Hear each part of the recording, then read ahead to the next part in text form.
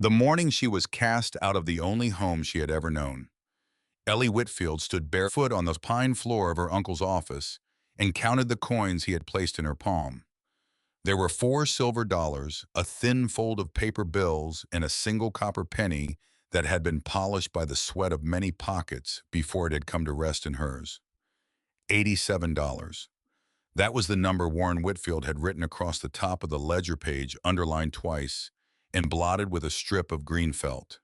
$87 for 13 years of a girl's life.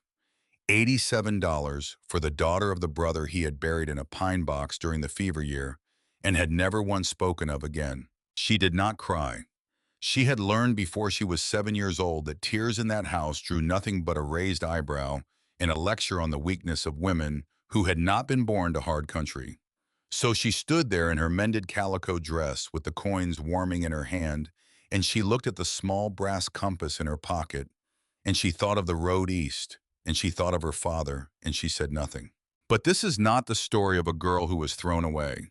This is the story of what she found when she followed a rusted rail line into a desert that everyone said led nowhere. And what she found there was not a shack. It was not a ruin. It was something so large, so strange, and so utterly unexpected that when she first saw it rising out of the flat red earth, she thought she had walked into a dream. Settle in for this one, my friend. Pour yourself a cup of coffee or whatever warms you in the evening hours, and let this old desert wind carry you back to the year 1902, when the West was still wide and the train still ran on faith, and a 19-year-old girl with $87 to her name walked into the Sonora Flats and changed her life with nothing but her father's compass and the stubborn patience he had taught her before he died. Her name, as the county records still show, was Eleanor Whitfield. Ellie to those who had loved her, and there had been very few. She was born in the spring of 1883 in a two-room adobe cottage on the outskirts of a survey post called Willow Bend, which no longer appears on any map because the wind and the drought and the passage of years have long since scrubbed it clean from the face of the territory. Her father was Thomas Whitfield, and Thomas Whitfield was a cartographer for the Territorial Survey Office, which is to say he was one of those quiet, patient men who walked out into the empty country with a brass transit and a leather satchel of vellum sheets, and came home weeks later with the land drawn true and small on paper, so that other men could argue about who owned what and where the boundaries ran. I was not a rich man. A cartographer's pay in those years was modest, and much of it went to the horses and the instruments and the good black ink he insisted on ordering from a stationer in St. Louis because he did not trust the muddy ink sold at the local mercantile. But he was a kind man. He was a man who wore reading spectacles low on his nose and hummed old hymns when he worked. And he was the kind of father who, when his small daughter climbed onto his stool beside him at the drafting table, would take her hand in his own ink-stained hand and guide it across the paper, teaching her how to draw a contour line clean and true. The workshop where he did his work was a small room at the back of the cottage, and it smelled of linseed oil and paper and the faint sharpness of the sage that grew outside the window. Ellie's earliest memories were of that room, the soft north light coming through the single wide window, the clean rows of pencils lined up on a wooden tray, the way her father would spread a fresh sheet of vellum across the drafting board and smooth it with the flat of his hand as if he were laying a blanket over a sleeping child. She remembered the sound of his voice more than she remembered the words. It was a low voice, unhurried, the kind of voice that had learned to speak to itself out in the long silences of the survey country and had come to prefer that company. He taught her to read maps before she could read words. He would spread out a chart of the surrounding country on the workshop floor and set her on her belly beside him, and he would trace with his finger the fine looping lines of the contours and say, "Here, Ellie, this is where the hill rises. See how the lines crowd together, that means the slope is steep. And here where they spread out, that is a gentle place, a valley, a resting place. The land tells its story if you know how to listen." She would nod solemnly as small children do when they are being taken seriously by their fathers, and she would put her own small finger on the paper and follow the lines, and she would feel that she was reading something older and deeper than any book she would ever open. There was a particular map he showed her more than once in that last year before the fever. It was a large map of the whole territory, drawn on a single sheet of heavy vellum, and it showed the whole of the country from the Bitter River in the north to the low blue rise of the Dragoon Mountains in the south. He had drawn it himself over the course of 2 summers, walking every ridgeline he had marked with his own boots. He would spread it out on the workshop floor on Sunday afternoons, when the day's work was done and the light was long, and he would set Ellie beside him on the floor and let her trace her small finger along the routes he had walked. Every line on this map, he told her once, is a story. Every line is a place where a man once stood and looked out and decided that the world was worth remembering. She thought about that a great deal in the years that came after. He taught her the names of the stars. On summer nights when the heat came up out of the ground and the cottage was too warm to sleep in, he would carry her outside on his shoulder and set her down on a folded wool blanket in the yard, and he would name the constellations one by one. Orion the hunter, Cassiopeia the queen, the great bear who circled the pole and never set, and the North Star, which he called Polaris, and which he told her was the one star in all the sky that a traveler could truly trust. The others move, Ellie, he would say, but that one holds. That one is the true one. If you are ever lost, find that star and you will find your way home. He taught her the compass. He had one of his own, a heavy brass field compass with a jeweled bearing and a needle that he had adjusted with his own hand, and he would let her hold it when they walked out into the country together. He showed her how to lay it flat in her palm and wait for the needle to settle. He showed her how to align it with the distant peaks and read the bearing off the etched rim. He told her that a compass was not a magical thing. It was a truthful thing. It told you what was there, whether you wished it to be there or not. And he told her more than once that she should always trust the needle more than she trusted the voices of men who claimed to know the way. And on her 6th birthday, he told her that he was making her a compass of her own. It was to be smaller than his and lighter sized for the hand of a girl. He had turned the case himself from a solid billet of brass on the small lathe he kept in the corner of the workshop. He had polished it until it caught the light like a small warm sun. And he had set into the center of the needle at the pivot a tiny sliver of turquoise stone that he had found in a washout beyond the painted cliffs during a survey trip the summer before. A fleck of sky, he called it. A piece of the sky to guide her on the earth. She did not receive that compass on her 7th birthday, because before her 7th birthday the fever came first. It came in the late autumn of 1889 when Ellie was 6 years old and the cottonwoods were already yellow along the creek. It was one of those quiet plagues that used to move through the small settlements of the frontier country in the days before there was anything to be done about them. A fever with no name. A sickness that took a man in 3 days and did not ask him whether he was ready to go. It came to Willow Bend on the wagon of a traveling salesman, and it took Ellie's mother first on a Tuesday in the early hours of the morning before the birds had begun to sing. It took her father 5 days later on the following Sunday at about the time the sun was setting behind the mesa. Ellie herself did not fall ill. That was the strange, sharp mercy of it. She sat in the corner of the room and watched them both go one after the other, and she did not understand what was happening. She only knew that when the neighbor woman came at last to collect her, the woman took her by the hand and led her out of the cottage and told her in a soft voice that she was going to have to be a brave girl now. Ellie asked where her father was going. The woman did not answer. They buried Thomas Whitfield beside his wife under a wooden cross behind the little chapel at Willow Bend. Ellie stood at the graveside in a dress that was too small for her, holding a bunch of dried sage that someone had put into her hand, and she watched the men shovel the red earth back into the hole, and she did not cry then either. She had already forgotten how. In the weeks that followed, everything her family had owned was sold to settle small debts. The house, the horses, her father's drafting table, his brass transit, his good pens, everything. Everything except one small pine trunk that the neighbor woman had set aside because she said it was not right to sell a child's inheritance for the price of a barrel of flour. Inside that trunk were a dozen of her father's finished survey maps rolled and tied with twine, a leather-bound field notebook, a small oil portrait of Ellie's mother as a young woman, and the compass. The little brass compass, with the turquoise needle still unwrapped in its cloth, still waiting for the seventh birthday that had never come. Ellie kept the trunk with her when they put her on the wagon and sent her south to her father's older brother, the only living relative she had. His name was Warren Whitfield, and he ran a cattle operation of some 800 acres in the drylands south of the Sonora Flats, and he had never once in all the years of her father's life come to visit his brother's family. He agreed to take the girl in because it was his Christian duty, or so he said. What he meant was that he could not in front of the neighbors be seen to refuse. Warren Whitfield was a hard man.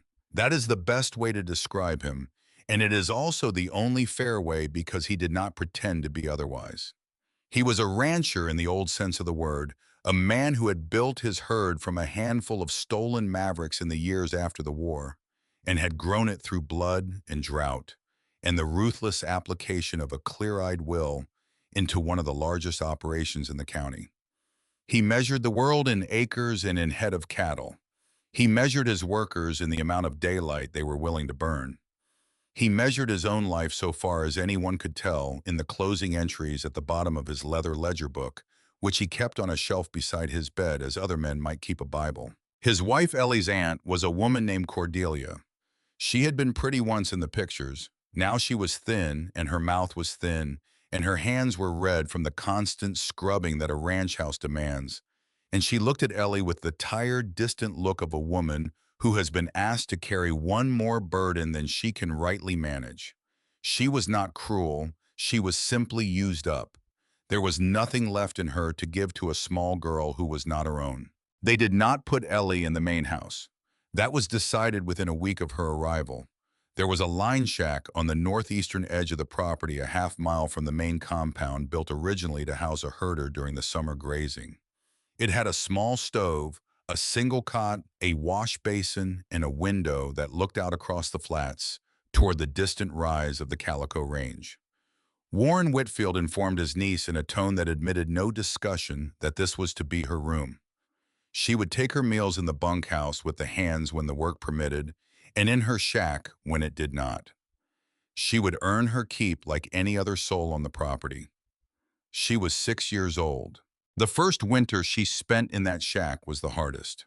She was too small to reach the top of the little stove, and the wood she was given was green and would not stay lit through the night, and she would wake in the small hours with her breath visible in the cold air, and the wind coming in around the door frame in thin whistling threads. She did not complain. There was no one to complain to. She learned that winter the small trick of pulling her spare dress over her nightgown and folding the wool blanket in a certain way that trapped the heat of her body against her legs. And she learned the trick of building the fire down small in the evening so that the coals would still be warm when she woke. And she learned the trick of putting on her boots before she stood up so that the packed earth floor would not steal the warmth out of the soles of her feet. These were small tricks. She lived by them. For 13 years, she lived in that shack. 13 years. Think on that number for a moment. 13 years is a long time in the life of any human being. It is longer than a boyhood. It is longer than a war. It is longer than most marriages last in this hard country. Ellie Whitfield spent 13 years in a one-room line shack on the edge of her uncle's ranch. And in those 13 years, she was fed, and she was clothed, and she was worked, and she was seldom spoken to except in the giving of instruction. She mended the fences on the north pasture. She darned the socks of the ranch hands. She kept the kitchen garden behind the main house. She hauled water. She scrubbed pots. She learned to plait rope to skin a rabbit, to render tallow to cure hides, and to keep her mouth shut in the presence of her uncle. She had in all that time 2 friends, not many, 2. But they were enough. They were enough to keep the small ember of her father's memory alive in her. And they were enough to teach her the things she would need to know when the day came at last that the ledger closed on her. The first was an old ranch hand named Cyrus Bell. He was already an old man when Ellie came to the ranch, And by the time she was 19, he was very old indeed, with white hair that hung in a long braid down his back and hands that were mapped with the scars and calluses of a lifetime of physical work. Cyrus had been with the Whitfield operation for 30 years. He was a widower, his wife long buried in a small graveyard back in Missouri, and he had no children of his own that he ever spoke of. He was a man of few words, but the words he had were good ones, and when he spoke, Ellie listened. Cyrus was the one who taught her the things that a rancher's son would have been taught. He showed her how to set a fence post so that it would still be standing 30 years later, how to read the weather by the shape of the clouds, how to handle a mule without getting kicked, how to sharpen a knife on a wet stone until the edge would part a hair, how to strike a nail with 3 clean strokes of the hammer and no wasted motion and no wasted breath. He did not teach her these things because he thought she would ever need them in the way a boy would need them. He taught her because he saw a child who was hungry to learn and who had nobody else to teach her, and because he was in his quiet way a decent man. He taught her one other thing too that she thought about often in later years. She was 10 years old at the time, and she had come running to him one evening in the barn with her hands wet with tears because Cordelia had scolded her for breaking a china cup and had told her that she was clumsy and had told her that she was useless and had told her that she would come to a bad end. Cyrus had been oiling a bit of harness by the light of a lantern, and he had set the harness down when he saw her, and he had wiped his big, gnarled hands on his trousers, and he had looked at her for a long moment. Then he had said, "Girl, what did she call you?" Ellie had told him. Cyrus had thought about it. He had said at last, "Words are like weather, girl. They come and they go. You don't have to take them inside. You can let them pass over you like weather." Then he had picked up the harness again and gone back to oiling it, and Ellie had stood there for a while, and had wiped her face on her sleeve, and had walked back to her shack, and had, without quite realizing it, become 1 degree stronger than she had been when she had run to him. She never forgot that lesson. She used it over the years more times than she could count. The second friend was a woman named Hannah Doyle. She was the cook in the main house. She had been the cook for 18 years, and she had raised 3 sons of her own on a small holding down the road, and she had lost 2 of them to bad luck and the other to the drink, and she had come to work for the Whitfields because there was no other work to be had. Hannah was a big woman, broad in the shoulders and broad in the hip, with a red face and a way of laughing that sounded like a rusted hinge, but was in truth the kindest sound Ellie had ever heard. Hannah could not do much for the girl openly.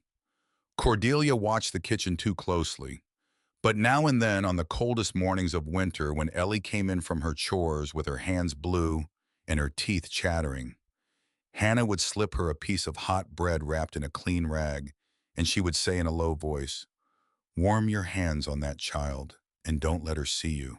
And Ellie would take that bread out into the yard behind the smokehouse and sit on a stump and eat it slowly, and she would feel for a few minutes at a time that she was still a person in the world. Hannah gave her one other thing once that Ellie kept.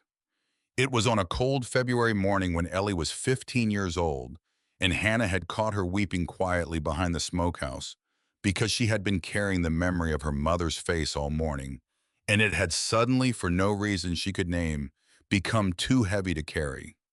Hannah had come out with a shawl over her shoulders and had sat down on the stump beside Ellie, and had not asked her what was wrong and had not tried to comfort her with words. She had simply reached into the deep pocket of her apron and had taken out a small folded handkerchief. She had unfolded it. Inside was a single dried rose petal, brown at the edges, but still holding faintly the shape and the ghost of a color. "That was from my boy Ephraim's grave," Hannah had said quietly. "I pressed it in a book.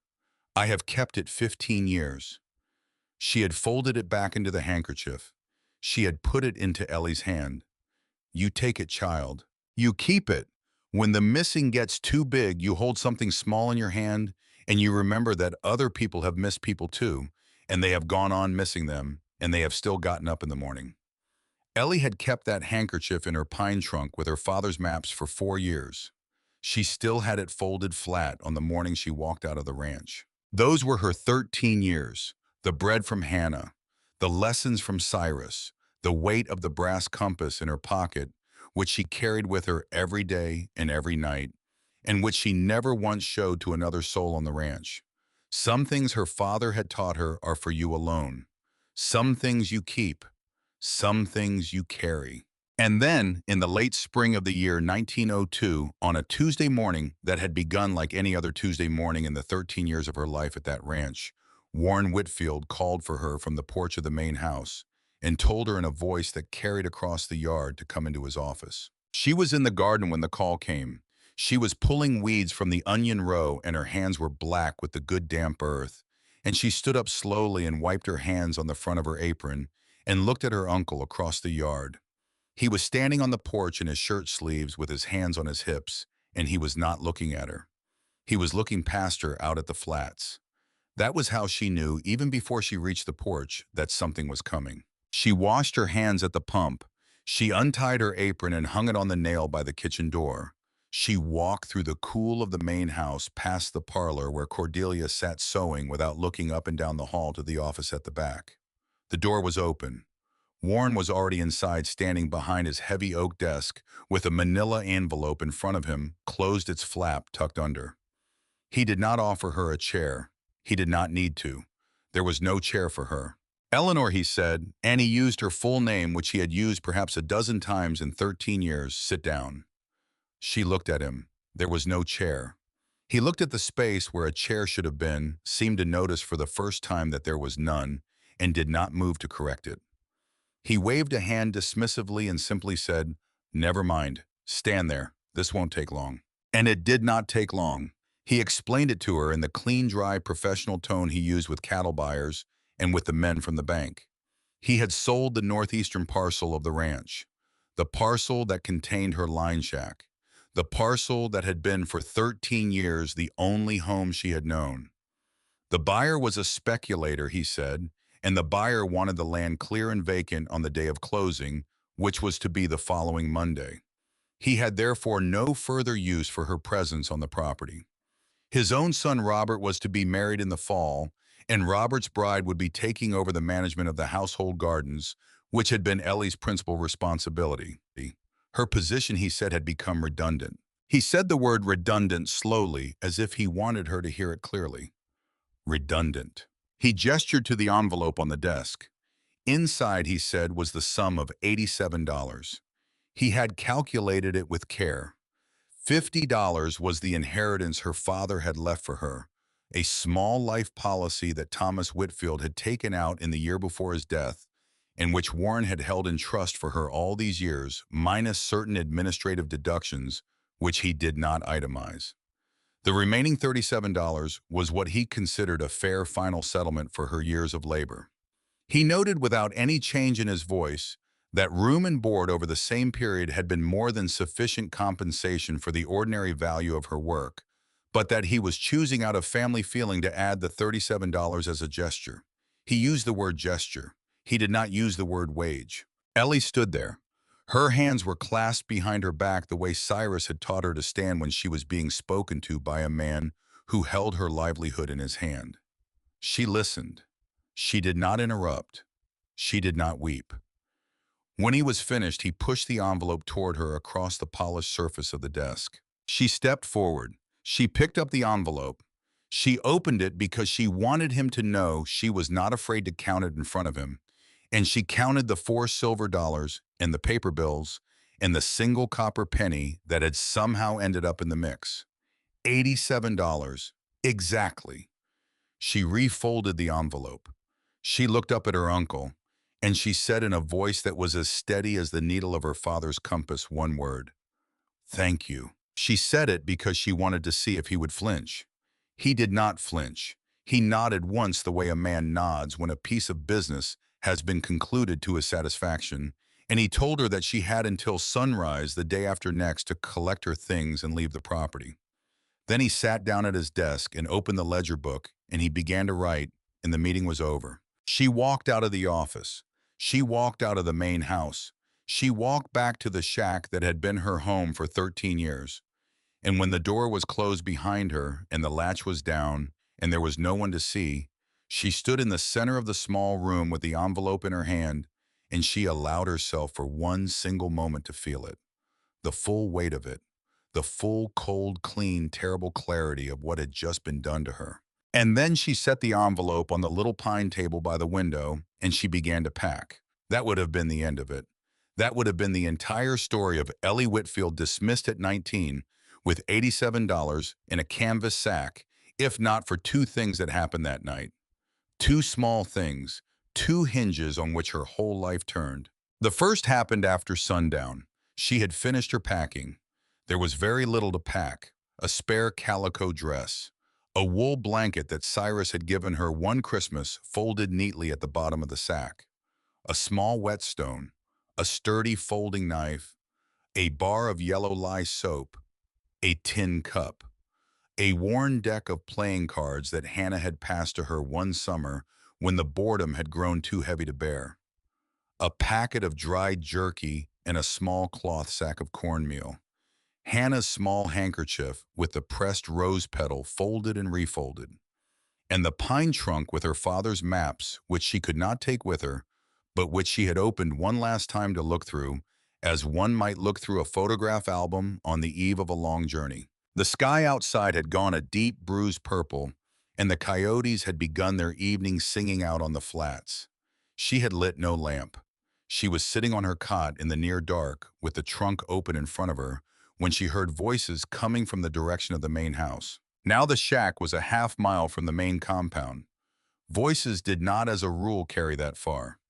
But the wind that evening was blowing off the flats and toward the ranch, and it was carrying sound in the way that dry desert air will sometimes carry sound over great distances, clear as a bell.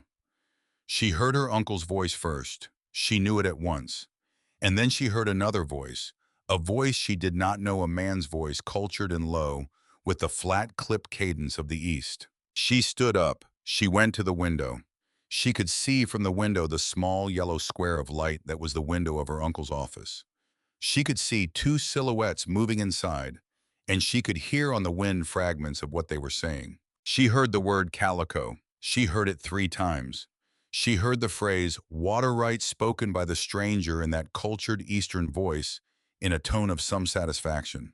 She heard her uncle laugh, which was a thing she had not heard in perhaps a decade, and the laugh was not a pleasant sound. She heard the stranger say something about the survey and about the girl and about how the whole matter would be tidied up within a matter of months and that no one would ever be the wiser. And then, quite clearly, carried on that dry wind straight across the half-mile of open ground, she heard the stranger say, "And if the girl should come to grief out in that country, Warrenwell, 19-year-old girls come to grief in the Sonora Flats every summer, there would be no one to inquire." Her uncle's voice in reply was too low to catch, but she heard him laugh again. She stood at the window for a long time. She did not move. She did not weep. She did not, for that matter, feel afraid, which is a strange thing to say, but it is the truth, because what she felt in that moment was something older and colder than fear. What she felt was the sensation of a map unfolding in her mind. The sensation her father had described to her once, when she was very small, of seeing all at once the shape of a country she had thought she knew. She was not being dismissed because she was redundant. She was being dismissed because she was in the way. There was something out there in the Sonora Flats, something along the Calico Spur, something that involved water rights and surveys and money enough to bring a well-dressed Eastern speculator to her uncle's office in the middle of the night. And her uncle had been paid, or was about to be paid, to see her removed from the picture.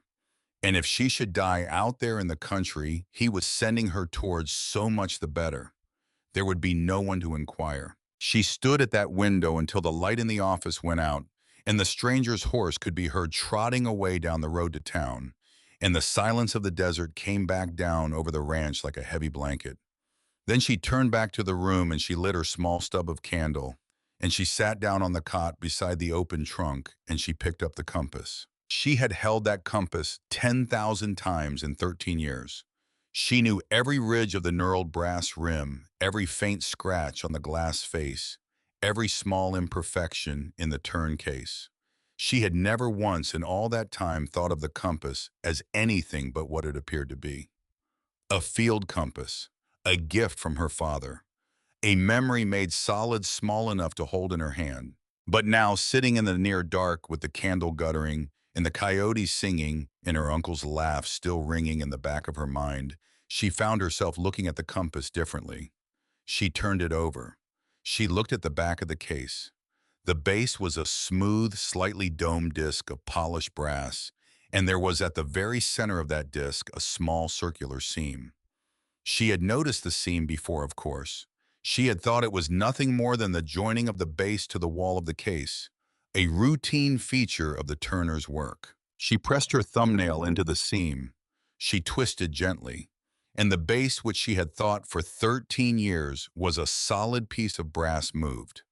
It moved just the tiniest fraction, but it moved in the way a threaded fitting moves when it has not been opened in a long time. She held her breath. She twisted again harder, and with a soft, dry click, the base of the compass unscrewed in her hand and came away and revealed beneath it a shallow hollow no larger than a coin. Inside the hollow, folded and folded again into a square, so tight that it barely filled the space, was a small piece of vellum. She lifted it out with fingers that had suddenly begun to tremble. She unfolded it slowly, careful of its brittleness. It was a map. It was drawn in her father's hand. She knew the hand at once, the fine looping strokes of the pen, the small, precise labels, the delicate hatching of the ridgelines. It was a map of a country she did not immediately recognize. Then she saw the label, Sonora Flats Eastern Section, and she saw along the eastern edge of the map the thin double line of a rail spur drawn in her father's careful ink, the Calico Spur, and she saw near the terminus of that spur a small square marked with a red circle, and beside the red circle, in her father's smallest and most careful hand, 3 words, "For Ellie, when she is ready."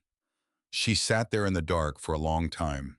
The map lay open on her knee, the candle burned down. Outside, the coyotes went silent, and the wind changed, and the first pale gray of morning began to show at the eastern edge of the sky. She did not know in that moment everything that lay ahead of her. She did not know about the tower yet.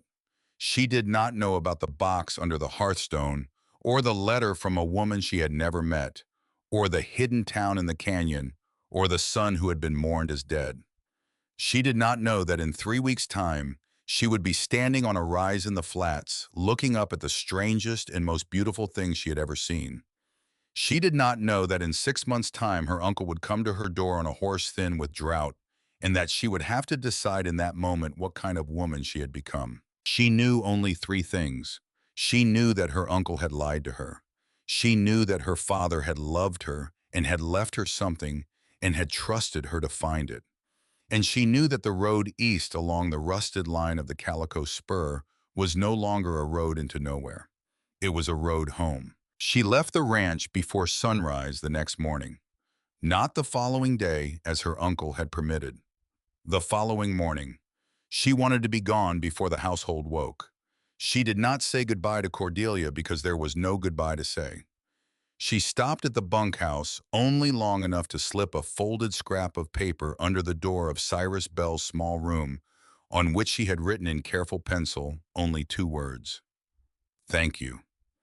She stopped at the kitchen door and set on the step a small tin wrapped in a cloth containing the last of a batch of wild honey she had gathered the summer before and had been saving for no particular reason.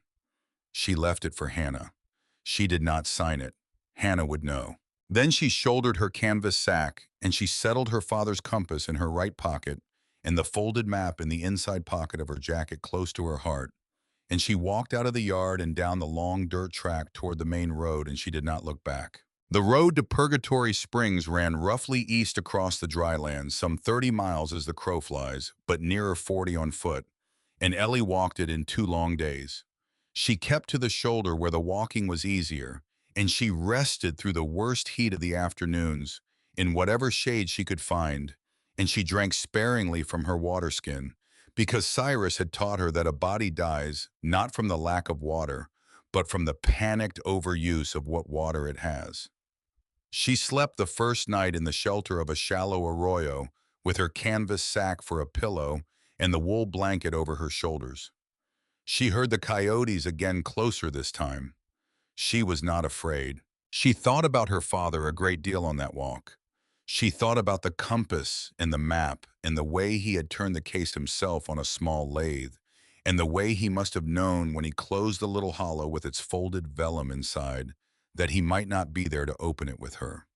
She thought about what it must have cost him to prepare that small gift for a future he could not be sure of.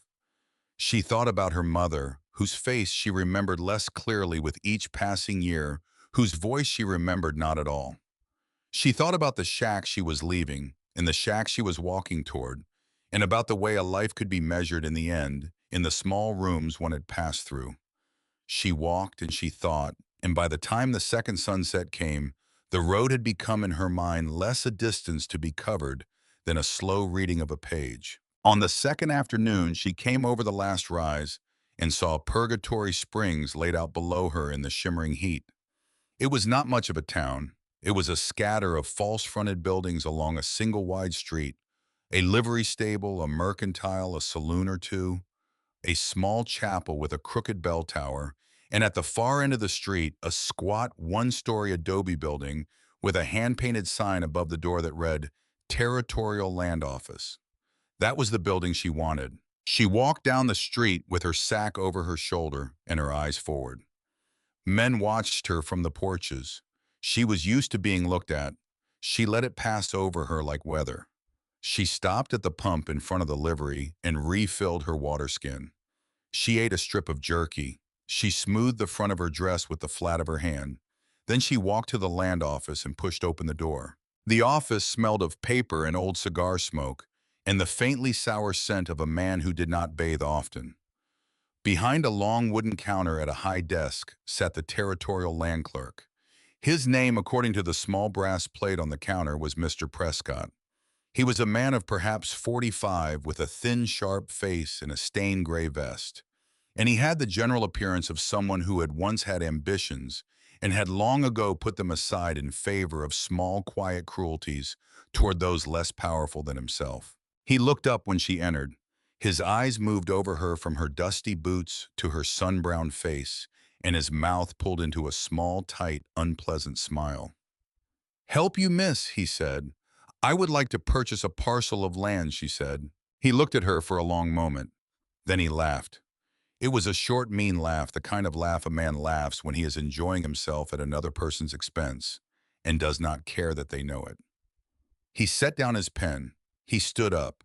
He gestured with a broad, theatrical sweep of his arm at the enormous fly-specked map of the territory that was pinned to the wall behind him. "Well, miss," he said, "we've got quite a selection. Whereabouts had you in mind? Perhaps a nice piece down along the river, or a section up by the mountains with a good view, or perhaps a working ranch already stocked." He was smiling wider now. He was enjoying this. "How much were you thinking of spending?" Ellie set the manila envelope on the counter. She opened it. She counted out the coins and the bills one at a time, and she laid them in a neat stack. $87. Exactly. Mr. Prescott looked at the money. He looked at her.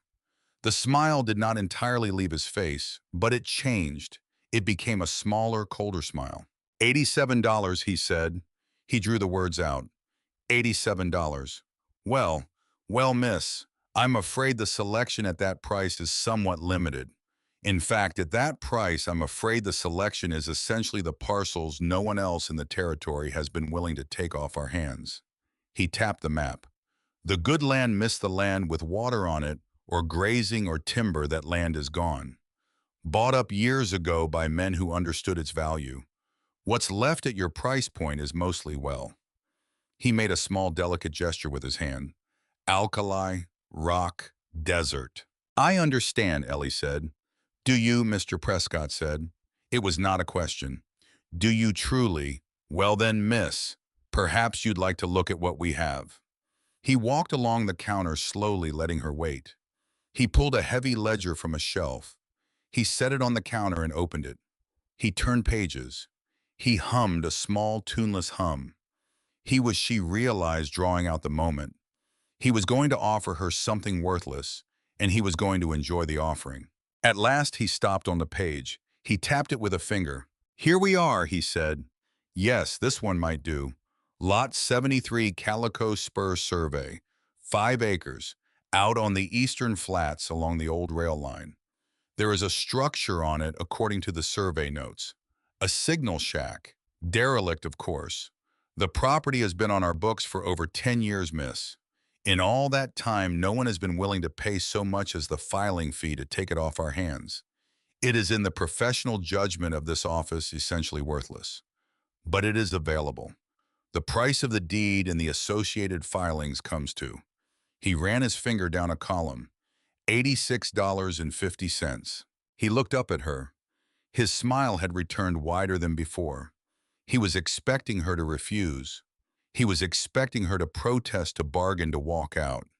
He was expecting at the very least that she would ask a question about the parcel, some small nervous question that would let him tell her in more detail exactly how worthless it was. He was expecting her to give him the satisfaction. She did not give him the satisfaction. She said, "I will take it." The smile faltered. For one small, clean moment, the smile faltered, and Mr. Prescott's face was briefly the face of a man who had been surprised. He recovered. He shrugged elaborately as if to say, "Well, if the young lady insists on being a fool, that was hardly his affair." He pulled a fresh deed form from a drawer. He inked his pen. He began in slow, neat script to fill out the transfer. She watched him write. She watched the pen move. And she noticed, because she was her father's daughter, and she noticed such things, that when Mr. Prescott came to the section of the form that described the boundaries of the parcel, and he had to copy from the surveyor's original the phrase relating to the water rights appurtenant to the property, his hand shook. It was only a small shake. He steadied it at once, and he finished the line, and he moved on. But she had seen it. His hand had shaken. I knew. Whatever it was that lay out there on that lot along the old rusted line of the Calico Spur, Mr. Prescott, the small, mean clerk in the stained vest, knew what it was, or knew enough to be uneasy about selling it, and had done so anyway because he had counted on the buyer being too young and too poor and too much of a girl to ever find out what she was really buying. He slid the completed deed across the counter to her. He held out his hand for the money. She counted out $86.50. She placed the money in his hand. She folded the deed and put it inside her jacket beside her father's map. She picked up the remaining coin, $1/2, and slipped it into her pocket beside the compass. She turned and walked to the door. At the door, she paused. She looked back. "Mr. Prescott," she said. He looked up, warily now. "My father was a cartographer," she said. "He taught me to read what a map is telling me and what a man's hand is telling me. Good afternoon." She stepped out into the hard, bright sunlight of the street. She closed the door behind her. She stood for a moment on the wooden sidewalk, and she took a long, slow breath, and she felt the deed inside her jacket, and the map beside it, and the compass in her pocket, and the $1/2 warm against her thigh. 50 cents in her pocket, 5 acres to her name. A ruin somewhere out along a rusted rail line that led into a country everyone said led nowhere. She turned east. She began to walk. She walked out of Purgatory Springs that same afternoon. She had considered staying the night. She had considered spending some part of her $1/2 on a plate of hot food at the small chop house next to the livery, and perhaps a mattress and a roof, and one night of sleeping under something other than the open sky. She stood on the sidewalk for a long moment, weighing it. And then she walked past the chop house, and past the livery, and past the last false-fronted building in the town, and she stepped down off the boards and onto the hard pan of the eastbound road, and she turned her face into the sun. She was not a woman who trusted comfort.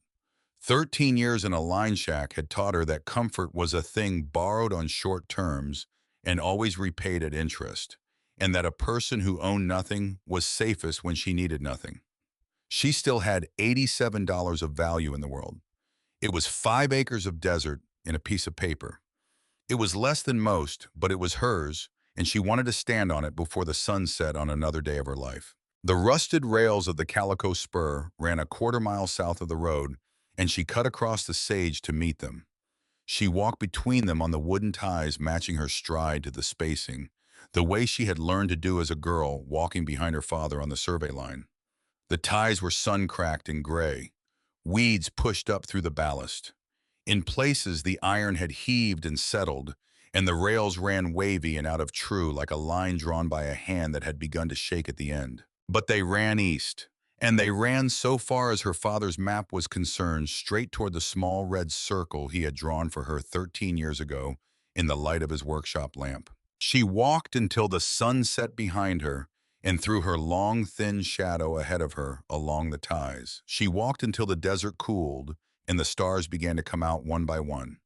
She walked until her legs were shaking with the effort, and then she stepped off the ties and made a small camp in the lee of a creosote bush. And she ate a strip of jerky and drank a single measured swallow of water, and she lay down on her wool blanket and she looked up at the sky. The stars over the Sonora Flats in the year 1902 were something a modern person can no longer easily imagine. There was no light from any town within 30 miles. There was no glow on any horizon. The sky was black, and the stars were not scattered on it, but sunk into it, layer on layer of them, down and down, until it seemed you could fall upward into them if you were not careful.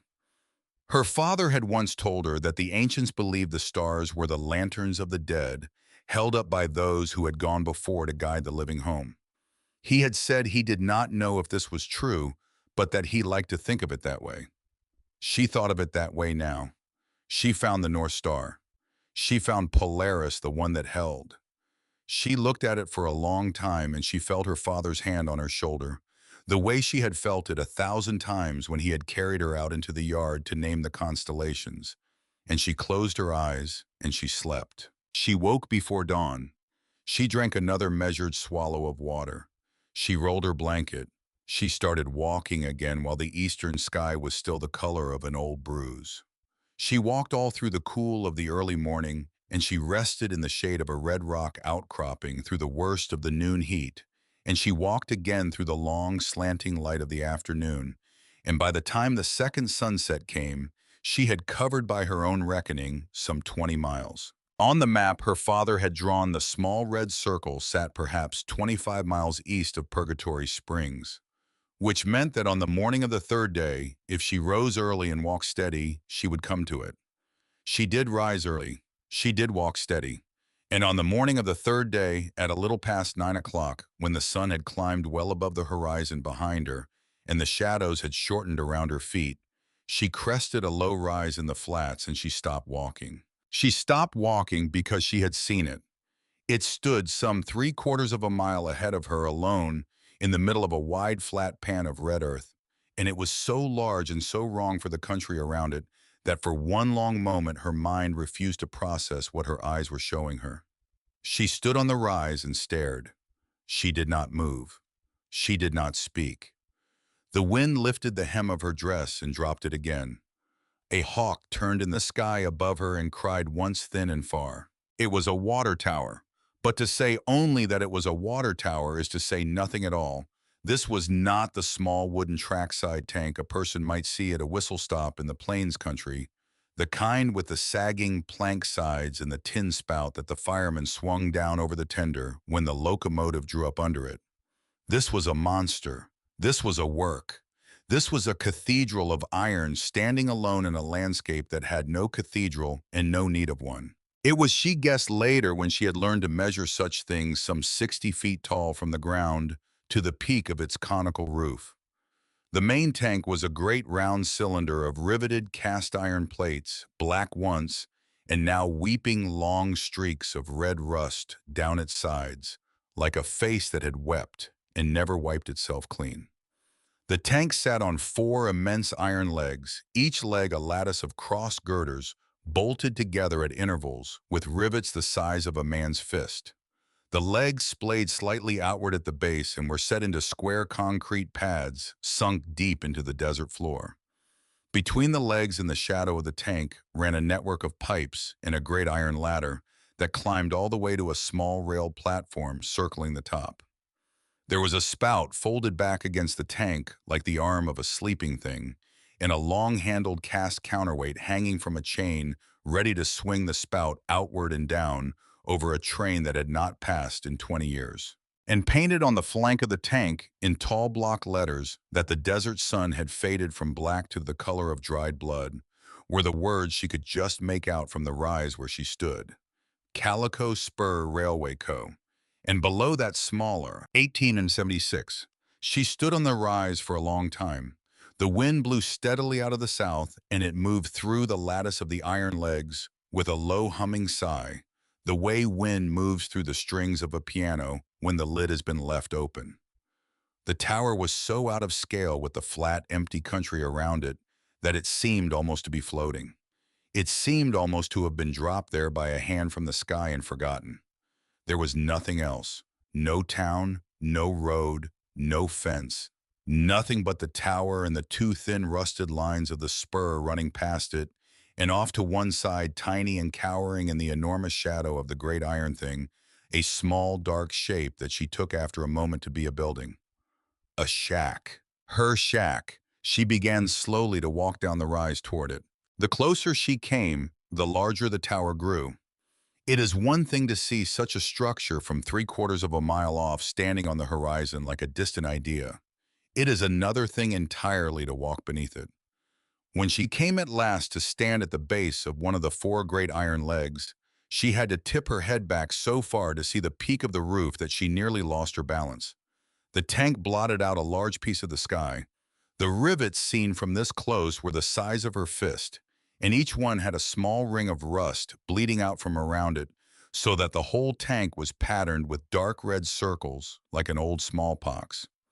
The iron of the legs was pitted and rough with age, but still solid, still standing. Still she guessed with the small survey-trained part of her mind that her father had planted there long ago, likely to stand for another 100 years without falling. It had been made to last in the days when men built things to last. And the desert had done what the desert does to iron, which was to touch it lightly and let it be. She put her hand flat against one of the great iron legs. The metal was warm from the morning sun. She could feel faintly a vibration in it, the low, continuous singing of the wind through all the miles of pipe and rivet and girder above her. It was like standing with her hand on the flank of some enormous sleeping animal that was breathing in and out around her. She stood there for a long moment, and then she remembered her father. She remembered him tracing his finger along the fine ink line of the calico spur on the map spread out on the workshop floor. She remembered him saying in his low, unhurried voice, "No one lays a rail to nowhere, Ellie. They were always going somewhere." She remembered the small red circle he had drawn and the three careful words he had written beside it. For Ellie, when she is ready. He had known about this tower. He had known somehow that it stood out here in this forgotten country and that it was going to matter. Perhaps he had surveyed it himself all those years ago when the Calico Spur was still a going concern. Perhaps he had stood right here where she was standing now with his hand on this same iron leg and had thought of the small daughter waiting for him at home in Willow Bend and had decided quietly that he would keep the knowledge of this place for her. She took her hand off the leg. She wiped her palm against her dress. She walked out from under the tower and around to the shack. The shack was indeed a ruin. It was a small structure, no more than 12 feet by 10, built from railroad ties and salvaged planks, and it listed to one side as if the desert had been slowly pushing at it for 20 years and had grown almost tired of pushing. The roof was a patchwork of rusted tin and open rafters. The door hung from a single leather hinge, and the single window was a jagged, empty square with the last teeth of glass still clinging to the frame. Inside the floor was packed earth drifted with sand and littered with the small skeletons of things that had crawled in to die out of the sun. But at the eastern end of the shack, taking up nearly the whole of that wall, stood a fireplace. And the fireplace, unlike the rest of the shack, was solid. It was built of dry stacked riverstone, mortared with red clay, its chimney rising straight and true through a hole in the roof. It was blackened with the soot of 10,000 small fires. It was the one thing in that whole ruin that looked as if it had been built by a person who had loved the place and had meant to stay. Ellie stood in the doorway and looked at that fireplace for a long moment, and then she smiled for perhaps the first time in a week. A small smile private meant for no one. She set down her canvas sack. She untied her jacket. She rolled up her sleeves, and she got to work. That first night when the sun had set and the wind had gone soft, and the stars had come out over the great flat pan of the desert, Ellie sat cross-legged on her wool blanket inside the shack with her father's compass in one hand and Hannah's dried rose petal in the other. She had not built a fire because she did not yet trust the chimney to draw without inspection and because the night was warm. She had eaten a piece of jerky and drunk a swallow of water. She had propped the broken door against the frame so that only the smallest gap remained. She sat there for a long time. She listened to the wind moving through the iron legs of the tower above her, and she looked up through the open rafters at the black sky and the deep sunk stars. And she thought not for the first time and not for the last that a person could belong to a place before that place belonged to her. She held the small dried petal in her palm, and she remembered Hannah on the stump behind the smokehouse, and she remembered her mother's face for a moment, just for a moment more clearly than she had remembered it in years, and she closed her hand gently over the petal, and she said quietly to nobody, "All right then."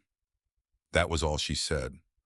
But when at last she lay down on her blanket and closed her eyes, she slept without dreaming, and she slept the whole long, clean sleep of a person who had at last arrived somewhere. For the first 3 days, she did nothing but clean. She fashioned a broom from a creosote branch and swept out the years of accumulated sand and dust and animal leavings. She pulled the rotten planks from the roof and let the desert sun pour in, and she said aloud to no one, "Let the sun cook you clean," which was something Hannah Doyle used to say about a soiled kitchen. She hauled buckets of water from a small seep she had found a quarter-mile to the south in a low place where the desert had improbably and generously allowed a thin thread of moisture to come to the surface. She washed the walls. She washed the stones of the fireplace. She washed her own hands and face and hair for the first time in a week, and she felt herself becoming once again a person and not a stray creature moving across a landscape. On the fourth day, she started on the hearth itself. The firebox was choked with old ash packed down by 20 years of moisture and settling into a hard gray crust that had almost the consistency of stone. She chipped at it with the blade of her hatchet, working slowly, patiently, the way Cyrus Bell had taught her to work at any job that was going to take longer than an hour. She scraped down through the old ash to the base of the firebox. She uncovered layer by layer the smoke-blackened river stones that formed the sides. And when at last she had cleared the whole firebox to its floor, she found herself looking at a single flat slab of pale sandstone, easily 2 feet square, that lay as the hearthstone of the whole fireplace. She sat back on her heels. She looked at that slab. It was different from the other stones. That was the first thing that struck her. The other stones of the fireplace were the rounded gray and red cobbles of a desert wash, weathered smooth by centuries of flash flood. The hearthstone was cut. It was not a round stone. It was a squared block of buff sandstone quarried from some other place, brought in and set deliberately. And it did not sit in mortar the way the other stones did. It sat in a bed of loose, dry sand. Her father's voice came back to her from somewhere very far away. "If you look closely enough, the land will always tell you its story. If you look closely enough." She looked closely. She traced the edge of the slab with the tip of her knife. She found at one corner a small gap where the sand had settled away from the stone. She wedged her knife into the gap. She pried gently.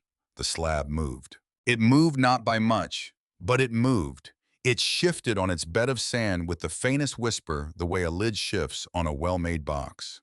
Her heart, which had been beating a slow, patient rhythm for days, gave one small, clear thump against her ribs. She fetched the sturdy iron pry bar she had bought in Purgatory Springs. She worked the flat end into the gap. She leaned on it. The slab lifted, tipped, and with a slow, grating groan of stone against stone, it came up onto its edge. She caught it before it could topple. She walked it hand over to the wall, and she leaned it there gently.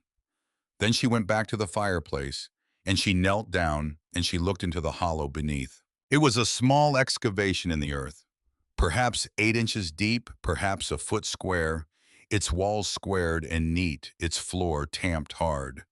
And resting in the exact center of that small hollow, wrapped tightly in a sheath of oiled canvas that had darkened to a rich tobacco brown.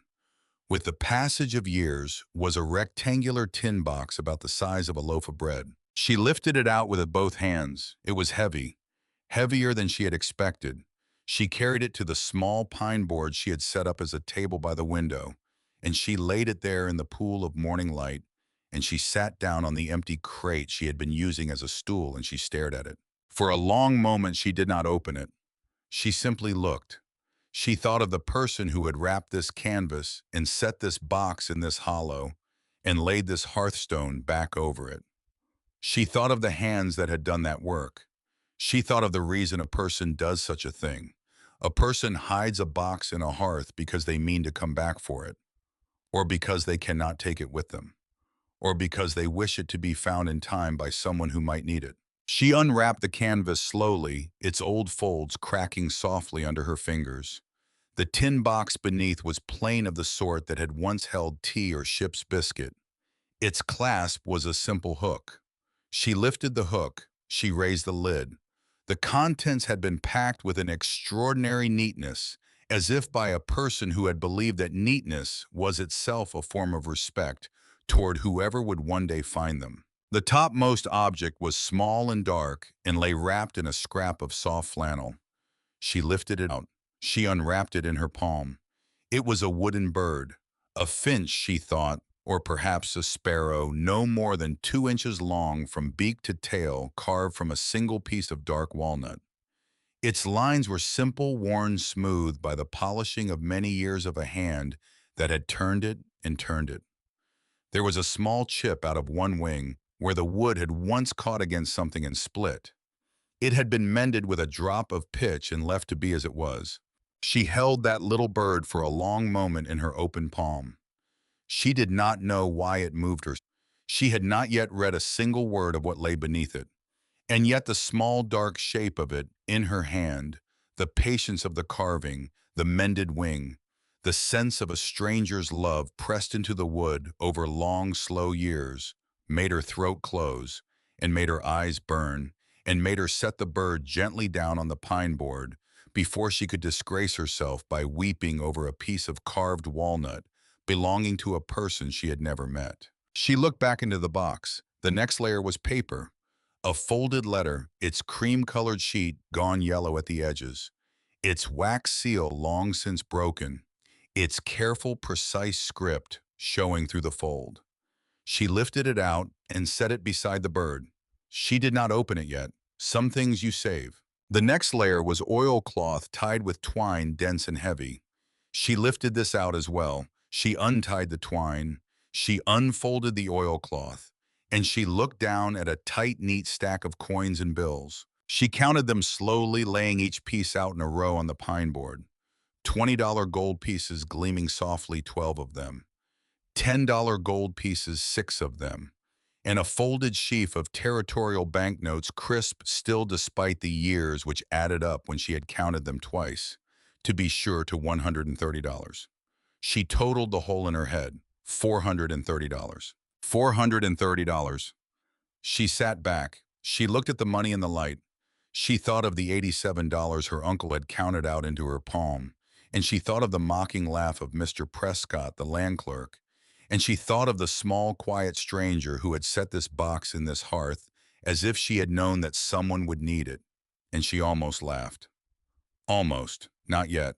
Because at the bottom of the box, beneath where the oilcloth bundle had lain there, was one more thing, a single sheet of heavy paper folded once. She lifted it out. She unfolded it. She read. It was a document. It was a legal instrument drafted in the flowing formal hand of a territorial clerk of the year 1868, its top edge stamped with the embossed seal of the Territorial Water Commission. It was a certificate of water rights. It granted to the holder of the document in perpetuity the exclusive appurtenant rights to the aquifer designated, Underlying Section 14, Township 6, South Range 22 East, being the aquifer commonly known as the Calico Basin and encompassing all groundwater within its bounds, together with the surface access thereto by the standing water tower located on the said section. She read it twice. She read it 3 times. She sat very still, holding the paper in both hands, and she felt the small pieces of a large picture beginning to settle into their proper places in her mind. The tower was not an abandoned railway relic. It was, or it had been, the standing intake for a working aquifer, the Calico Basin. She had heard the name before. She had heard it, in fact, 3 weeks ago on the wind from her uncle's office in the cultured voice of a well-dressed Eastern stranger. Water rights, the man had said. The Calico. It would be tidied up in a matter of months, and no one would be the wiser. She looked out the window at the great iron shape of the tower standing black against the pale sky. She looked back at the paper in her hands. She looked for a long moment at the small carved wooden bird. Then very carefully she set the water rights certificate aside. She picked up the letter. She broke the last remnant of the wax seal, which she had not disturbed until now, and she unfolded the paper and she began to read. To the person who finds this place, the letter began in a hand as precise and unhurried as her father's had been. My name is Cora Hollister. I lived in this shack for 17 years, from 1868 to 1885, together with my husband, Nathaniel. Nathaniel was a signalman for the Calico Spur Railway, and this was his post. He tended the tower and the switch and the lantern, and he kept the line open in the years when the line was still open. In the summer of 1878, he was killed in an accident on the trestle above the North Wash, which was a hard blow, but not at my age an unfamiliar one. I remained here after him for another 7 years. This was our home. We were given the water rights to the Calico Basin in 1868 by the railway company in lieu of the wages Nathaniel was owed at the time the company reorganized. The lawyers assured us the paper was worthless. They were wrong. The paper is not worthless. The paper is in fact the most valuable thing I have ever held. But it was valuable only so long as no one else knew of it, and so we spoke of it to no one. And we lived quietly, and Nathaniel drew water from the basin for the trains that passed, and I traded eggs and mended shirts to the folks who lived further along this line, and we made a small life. It was enough for us. I am leaving the paper here because I have no one else to give it to. Our only son Wesley went east to find work in 1879. He was 19 years old, the same age I imagine you may be, whoever you are reading this now. He wrote to me from St. Louis and from Cincinnati and from Philadelphia for 2 years. Then his letters stopped. It has been 6 years since I have had any word of him. I have written to the last address he gave me, and my letters have come back marked no such person. I do not know if my boy is dead or alive. I have prayed both prayers that he is alive somewhere and does not know how to come home, and that he is at rest and beyond the reach of harm. I do not know which prayer God has answered. I hope one day to find out. I am an old woman now. I am going to live with my sister in Tucson because I cannot manage this country alone any longer, and because there is a small pension in the offer that I cannot refuse. I do not think I will see this desert again. It has been my home and I love it, but the body is what the body is, and the body is going. I am leaving the money because I saved it against the day my boy came home, and my boy has not come home. Use it to build something. There is good stone in the creek bed 1 mile south, and the clay by the wash makes a fine mortar. Beware the summer storms. They come up fast from the south. I am leaving the water paper because you will need it more than I will. I do not know who you are. I only know that no one comes to the Calico Spur by accident, and that if you have found this box, you have followed the line for reasons of your own. Take the paper, take the water, guard it well. There are men in this territory who know what the Calico Basin is worth and who have been trying for 20 years to determine who holds it. They are patient men. They will not stop looking. Do not on any account let them know what you have. 5 miles east of here, along the tracks, there is a canyon. The tracks curve into it.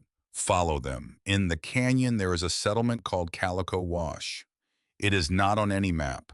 The people there are good people. Their grandfathers were mining families out of Boston and Baltimore who were swindled out of their claims in the year 1861 by a syndicate whose name you would recognize if I named it, though I will not name it here. Rather than scatter, they retreated into the canyon and made a life. They drew water from the Calico Basin by an old arrangement with my Nathaniel, and they have drawn it ever since. If you go to them, tell them Cora sent you. Tell them the water is yours now, and you mean to honor the arrangement. They will understand. They will help you. If you find my son, tell him his mother waited. That is all I have. Cora Hollister, 1885. Ellie read the letter. Cora Hollister, 1885. Ellie read the letter 3 times. She read it slowly. She read the last 3 sentences 4 times. By the third reading, the light coming through the small window of the shack had shifted and gone soft, and her cheeks were wet, and she did not remember starting to weep.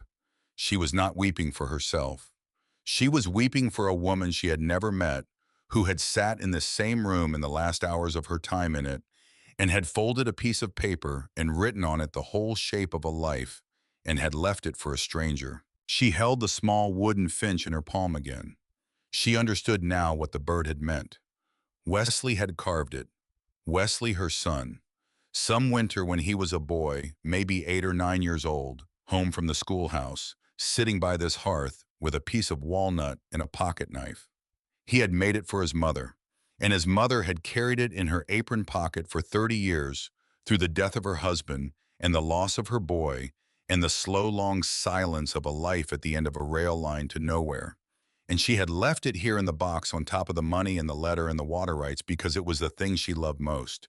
And because she had known that whoever found the box would need to know, first of all, that she had loved. Ellie closed the letter. She folded it. She set it back in the tin box. She set the wooden finch beside it. She left the water rights out on the pine board in the pool of afternoon light because she wanted to look at it a little longer. Then she stood up. She walked to the door of the shack. She stepped out into the yard and she looked up at the great iron tower standing above her 60 feet of black weeping metal against the deep blue sky. And she said quietly aloud to no one who could hear her, "All right." She said it again, "All right." She walked to Purgatory Springs the next morning at first light. She walked hard. She was carrying a leather pouch inside her jacket now, in which she had placed $100 in gold pieces. She had left the rest of Cora Hollister's money hidden behind a loose stone in the fireplace, along with the water rights, which she had folded into the oilcloth and tied with twine. She had left the wooden finch on the pine board by the window, where the morning sun would find it first when it rose. She reached the town by late afternoon. She went first to the mercantile. The mercantile owner was a Mr. Halloran, a stout, florid man with a great mustache and the shrewd, sharp eyes of a merchant who had learned over long years to size up a customer's purse in the first 3 seconds of the encounter. When Ellie had come through his door 2 days ago on her walk out to the flats, he had barely looked up from his ledger. Now when she came through the door again, dusty and sunbrown, and asking for a full list of tools and lumber and provisions, he set down his pen and gave her his full attention. And when she paid for the first small purchase with a $20 gold piece, his attention became something considerably more like respect. She spent 3 hours in that store. She bought a good cross-cut saw and a heavy claw hammer and a brace and bit set and boxes of 8-penny and 16-penny nails. She bought a bundle of milled pine boards for a proper floor and a stack of new pine planks for roof decking and 3 rolls of tar paper. She bought a small, sturdy cast-iron stove with a length of pipe. She bought sacks of flour and beans and salt and coffee and a slab of bacon wrapped in butcher paper. She bought a new kerosene lamp and a tin of oil. She bought a proper axe and a good shovel and a hand drill and a set of files. She bought 2 sturdy blankets and a proper cot with a canvas top and a small enamel wash basin. She bought a woman's leather work belt with pouches for tools. She bought a folding pocket knife of good steel, which she chose because it reminded her of one Cyrus Bell had carried. She paid for all of it in gold coin by coin laid neat on the counter. Mr. Halloran counted her purchases twice. He wrote out the receipt in a fine copperplate hand. He said, "Where shall I deliver, miss?" And Ellie said, I will need a freighter. Would you recommend one? He recommended Hank Bradley at the livery.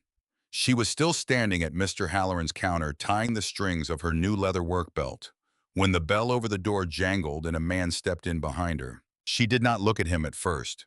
Mr. Halloran did. Mr. Halloran's face did something small and interesting when he saw who had come in. He straightened a fraction. He set down her receipt. He said in a voice that had suddenly acquired a certain professional warmth, Mr. Vance, good afternoon, sir. Ellie went still. She did not turn around, but her hands working at the belt strings went slower and slower until they stopped. The voice behind her said, Afternoon, Halloran, fine day. It was a cultured voice. It was a low voice. It had the flat, clipped cadence of the East. It was the voice she had heard on the wind 3 weeks ago from her uncle's office.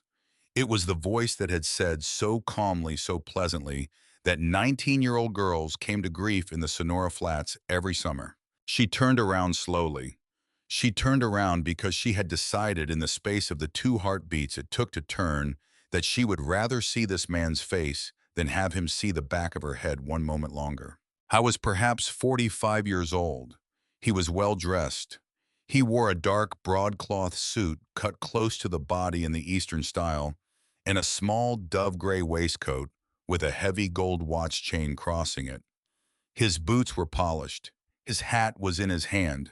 His face was long and clean-shaven and pleasant, with the sort of pleasant expression that a certain kind of professional man wears, the way another man wears a shirt, which is to say, over whatever it is he actually is. His eyes were pale gray. They moved over her briefly and did not settle.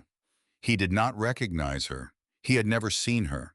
He had only spoken about her in a distant room as a small piece of business that would be tidied up in a matter of months. Miss, he said, and inclined his head and stepped past her toward the counter. She said nothing. She finished tying her belt. She picked up her receipt from the counter. She thanked Mr. Halloran. She walked out. She stood on the wooden sidewalk outside the mercantile for a full minute.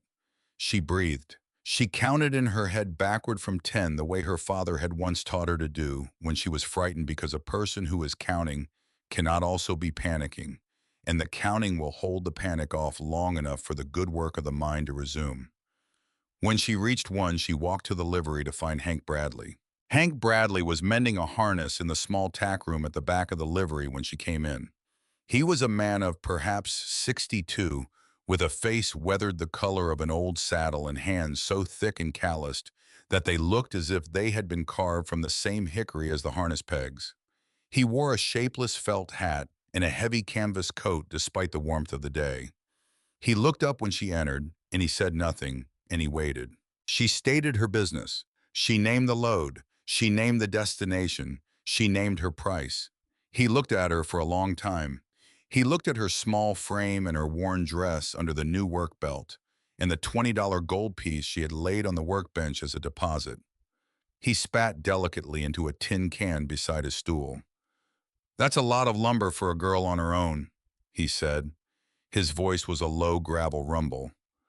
I have work to do, Mr. Bradley, she said.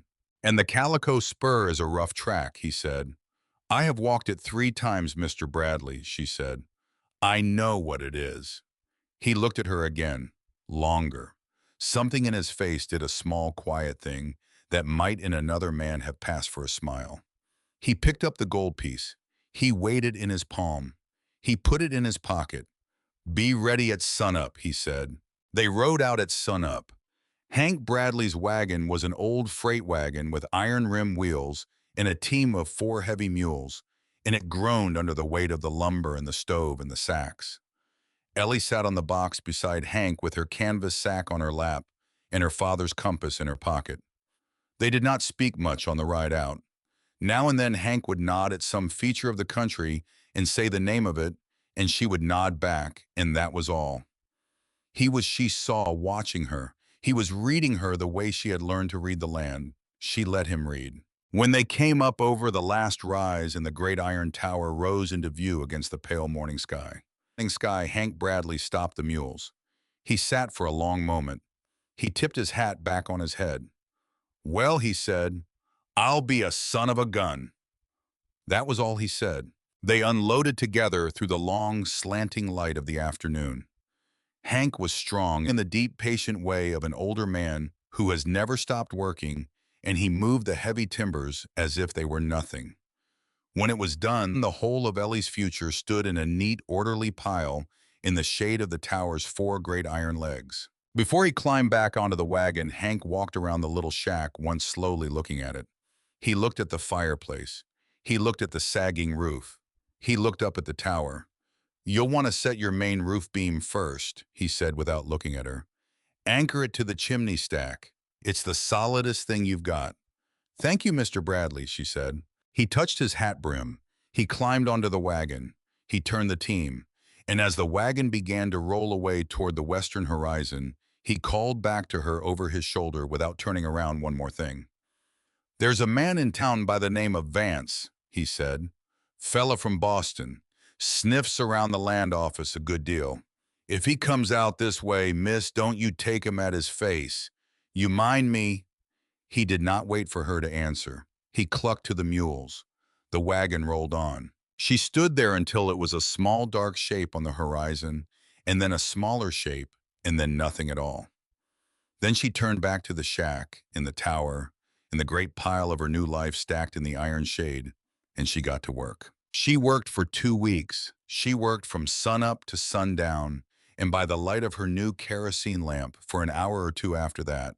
And she slept on her canvas cot in the middle of the packed earth floor of the shack because there was nowhere else yet to sleep. She laid a proper floor of milled pine board by board, hammered flat and true. She built new rafters following the shape of the old ones, but true this time, and set them into the notches she cut in the top of the wall plates. She set the main roof beam first, as Hank Bradley had told her, to anchor to the stone chimney stack, and from that anchor she built out the rest of the roof. She decked it with new pine and papered it with tar paper. She hung a new door on new iron hinges she bought in her second trip to Purgatory Springs. She glazed the window with a new pane and shuttered it and hung a curtain of unbleached muslin. She set the little cast iron stove into a corner and ran the pipe up through the roof and flashed it against the weather. She built herself a small pine table and a stool and a shelf for her books, of which she owned none yet, but meant to. The shack at the end of those 2 weeks was no longer a ruin. It was a small, warm, functional home. It was still small. It was still, when seen against the great looming shape of the water tower above it, tiny to the point of comedy. But it was clean, and it was tight, and it held her, and it was hers. She had not yet gone to Calico Wash. She had put off that walk for as long as she could, reasonably put it off because she was not yet sure what she would say when she got there.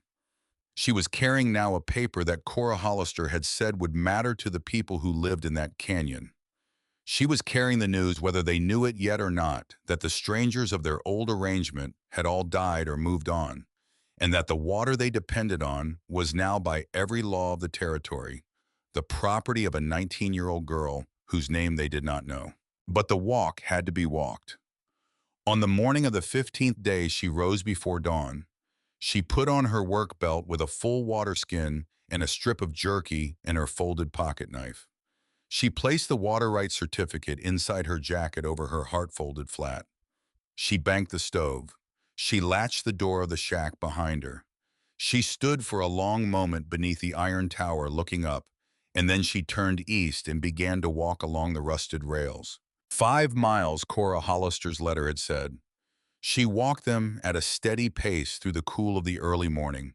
The tracks ran straight and true across the flat pan of the desert for the first 3 miles, and then, as Cora had promised, they began to curve.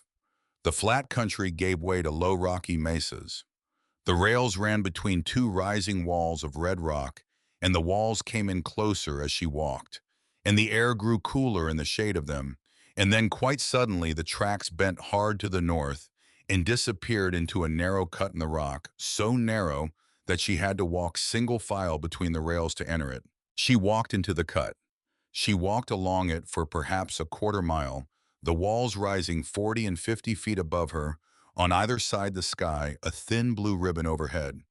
And then the walls fell away, and the tracks opened into a small circular valley, and she stopped and she stared. There was a creek. There were cottonwoods, tall and green and moving in the small wind.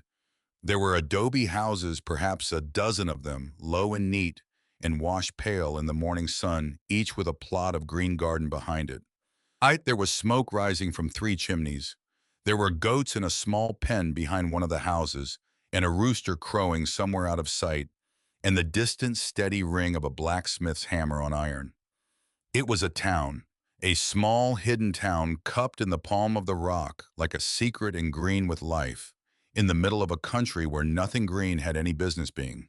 A man was working in the nearest garden. He straightened when he saw her, and he stood very still. Then he called out without taking his eyes off her a single word she could not quite hear, and doors began to open. People came out onto the small clay porches of the houses. 6, 8, 12 of them, ranged in age from a young man with a hoe to an old woman leaning on a cane. They did not come toward her. They stood on their porches. They watched her. She walked forward slowly. She kept her hands in plain sight. She stopped some 15 feet from the nearest house, and she waited. The old woman with the cane stepped down off her porch. She was perhaps 70 years old. Her hair was iron gray, worn in a single long braid down her back. Her face was mapped with the fine, deep wrinkles of a person who had spent her whole life squinting into the desert sun, and her eyes under the wrinkles were of a startling pale blue, and they were sharp as a hawk's. She wore a long gray dress and a shawl of undyed wool, and a pair of small silver earrings that caught the light. She walked with the cane, but she did not seem to lean on it. She stopped a few paces in front of Ellie. She looked her up and down. "State your business, child," she said. Her voice was calm and clear. Ellie said, "My name is Eleanor Whitfield. I have taken ownership of the signal shack down the line at the tower. In cleaning the hearth, I found a letter. The letter was from a woman named Cora Hollister. She told me I might find this place. She said to tell you that Cora sent me." She stopped. She did not say more. She had learned in Warren Whitfield's office that the shorter a statement, the harder it was for the listener to twist. The old woman looked at her for a long moment. Something in her face, which had been closed and watchful, softened by a small increment. She did not smile. She simply released by a little whatever guard she had been holding. "I am Winifred Ashby," she said. "I remember Cora. She was a good woman. Quiet. She traded with us for many years after Nathaniel died. Come sit, child.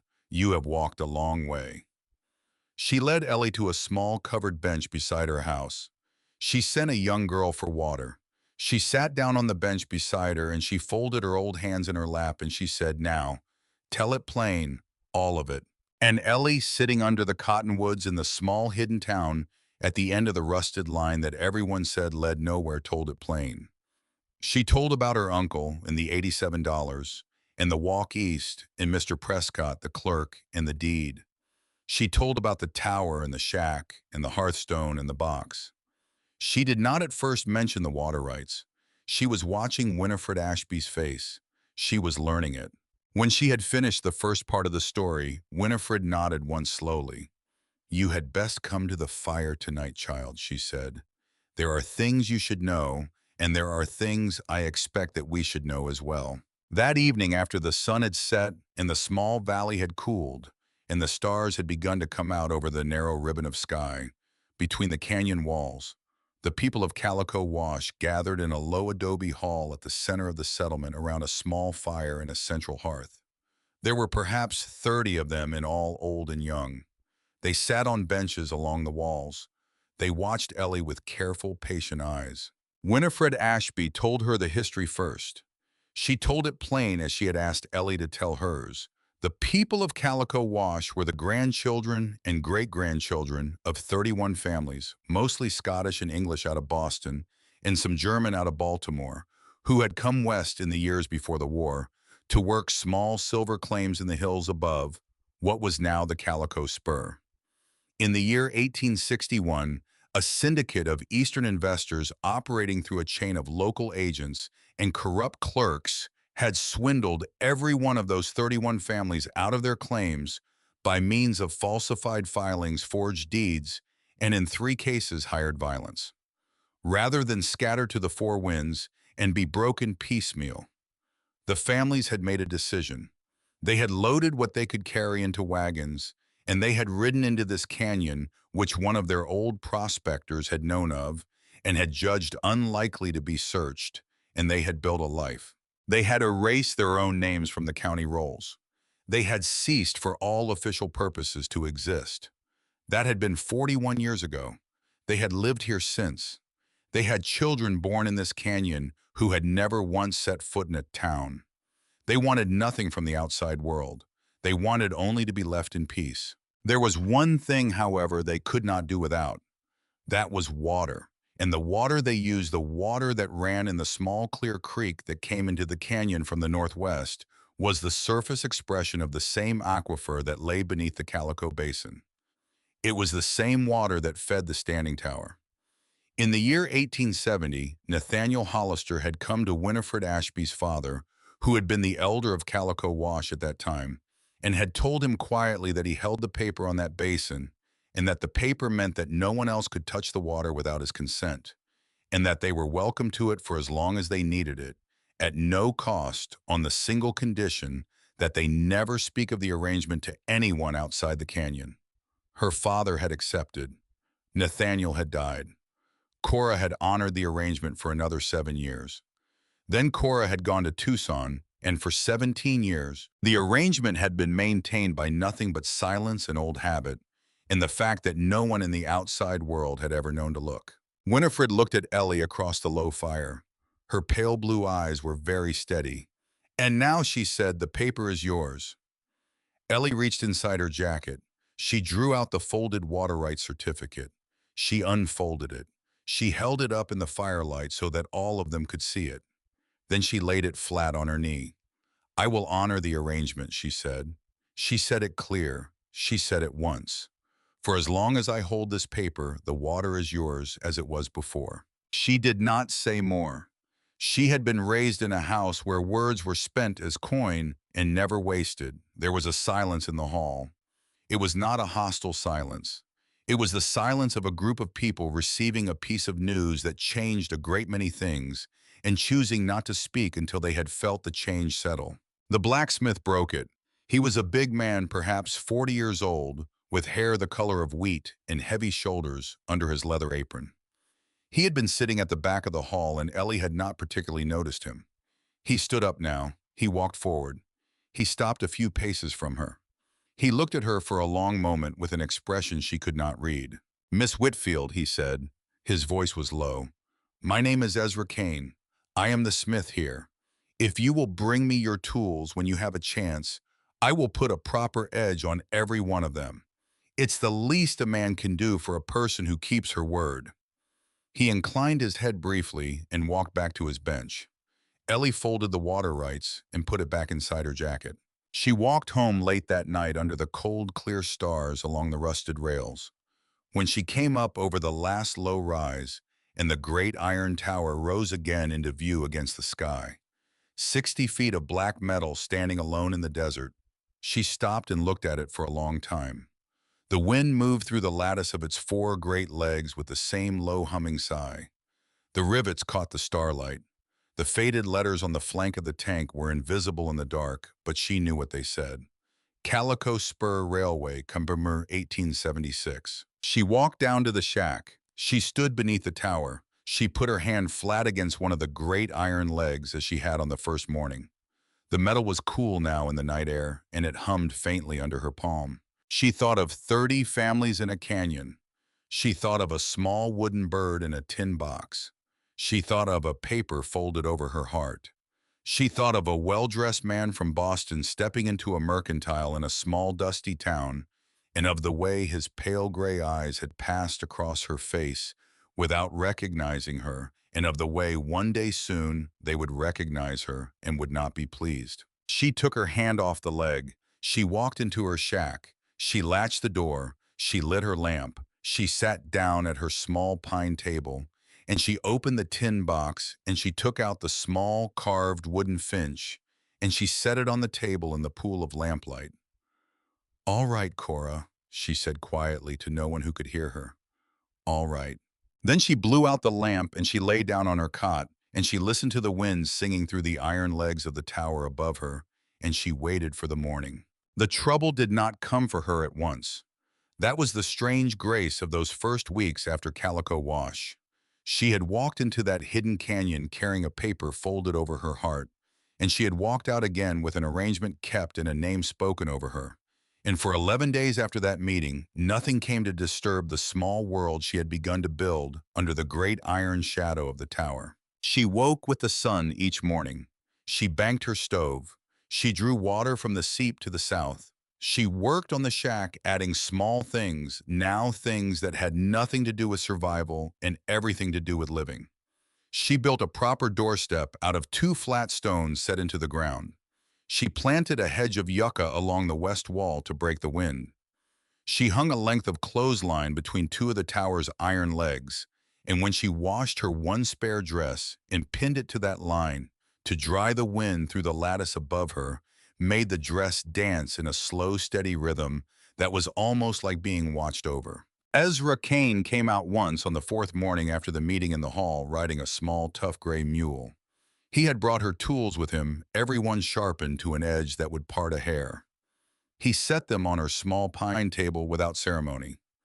He drank a cup of coffee at her stove. He looked at the roof she had put on, and he ran his hand along the main beam where it anchored to the chimney stone, and he nodded once. He asked in his low, quiet voice whether she would like him to build her a proper pump handle for the seep so that she would not have to lower a bucket by rope. She said she would. He said he would bring one at the end of the week. He drank the rest of his coffee. He touched his hat brim. He climbed back on the mule and rode away. He did bring the pump handle at the end of that week. He installed it himself, working through the long, slanting light of an afternoon, with Ellie holding the wrench when he asked her to, and passing him the buckets of clay for the seal. He said very little while he worked. She noticed that his hands were remarkable. They were the hands of a man who had spent 30 years making iron do what he asked of it, and yet they moved with a strange delicacy, the way the hands of a musician move over an instrument. When the work was done and the pump was primed and the first small stream of cool water came up from the seep at the pull of the handle, he stood back and looked at it and gave one short nod of satisfaction. And Ellie thought, watching him, that he was the kind of man who had learned somewhere along the way to take pleasure in a task done well, because he had learned somewhere along the way that not much else in the world was reliable. She did not know yet what she would come to know later about him. But she noticed that afternoon the shape of the shadow he cast when he stood with his back to the setting sun. And she noticed that his shoulders looked from a certain angle the way a boy's shoulders might look if you added 30 years of grief to them. And she noticed, though she did not name it at the time, that his gray eyes had, when he looked up at the tower, a certain look in them that she recognized because it was very close to the look she had seen in her own eyes in the small handheld mirror she kept above her wash basin. Winifred Ashby came out 3 days after that in a small mule cart driven by a young man from the settlement. She brought a basket. In the basket were 6 eggs, a small round loaf of sourdough, a jar of green tomato preserves, and a folded shawl of undyed wool. She said the shawl had belonged to her own daughter, who had died of a fever at the age of 12, some 50 years past, and that she had kept it in a cedar chest all these years, and that it seemed to her that the time had come to let it out into the sun again. She said Ellie should not thank her for it. She said it was a thing that wanted to be worn. Ellie put the shawl on. She did not thank her. Winifred sat with her for an hour at the small pine table. She drank tea. She talked in her clear, calm voice about the small daily business of the canyon. Who was ill? Whose lamb had been born? Whose son had begun to court? Whose daughter? It was a kind of talk Ellie had not heard in her whole life. It was the talk of women in a place where women had known one another's names for a long time. She listened. She did not say much, but she felt sitting there in the borrowed shawl with the cup warming her hand. Something loosened behind her ribs that had been tight there for 13 years, and she did not name what it was, and she did not want to name it. Some things you leave unnamed. That is how they keep. On the 11th morning, Hank Bradley's freight wagon came up the trail from Purgatory Springs. She saw the dust of it from a long way off. She stopped what she was doing, which was staking a small pen for the two young hens Winifred had promised her, and she walked out to meet him. Hank drew the mules up in the tower's shade. He climbed down slowly. He did not smile. He rarely smiled, but this morning his face had a set to it that she had not seen before. He said, "Miss." She said, "Mr. Bradley." He said, "There is a matter." He told her what the matter was. 2 days ago, he said a man he had not seen before had come into the livery in Purgatory Springs. A well-dressed man, Boston hat, Boston boots. This man had inquired in a friendly and general way about the freight arrangements in the town. He had asked which of the freighters serviced which routes.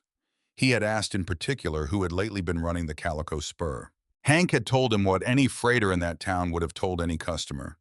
He had said yes, he serviced that route, and that he was not the only one, and that his rates were fair and his schedule flexible, and had the gentleman a load in mind. The gentleman had smiled. The gentleman had said that no, he had no load in mind, only an interest. He had then produced from his coat a folded envelope. He had laid the envelope on the workbench. He had said that inside the envelope was $100 in banknotes.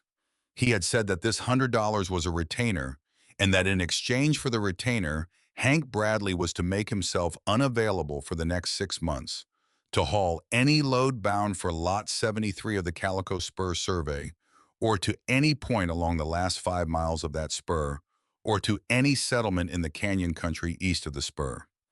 The gentleman had said that if this arrangement was agreeable to Hank Bradley need only pick up the envelope and their business would be concluded.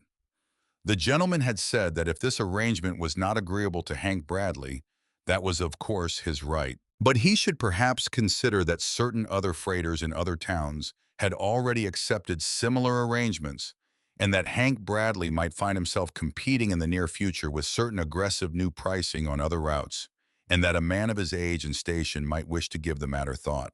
Hank Bradley had listened to the gentleman without a word.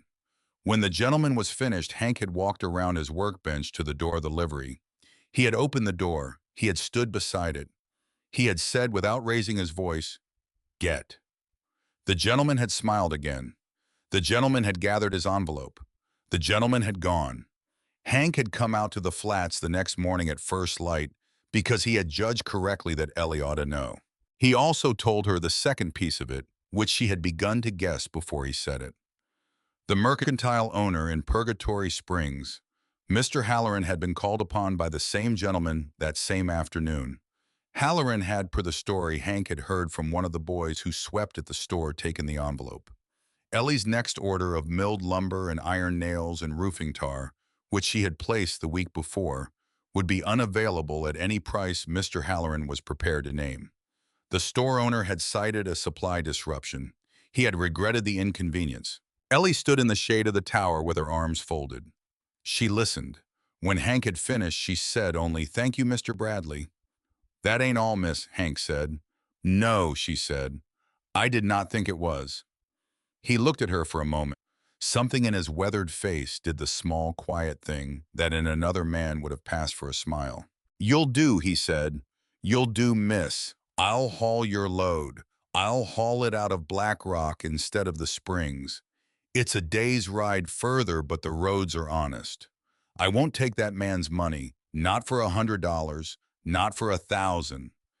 She said, "Mr. Bradley, I would pay for a second wagon load if you were willing to bring it. I would like to lay in enough of what I need to see me through 6 months in case worse comes." He said, "It is coming, miss. I would lay in a year." She nodded once.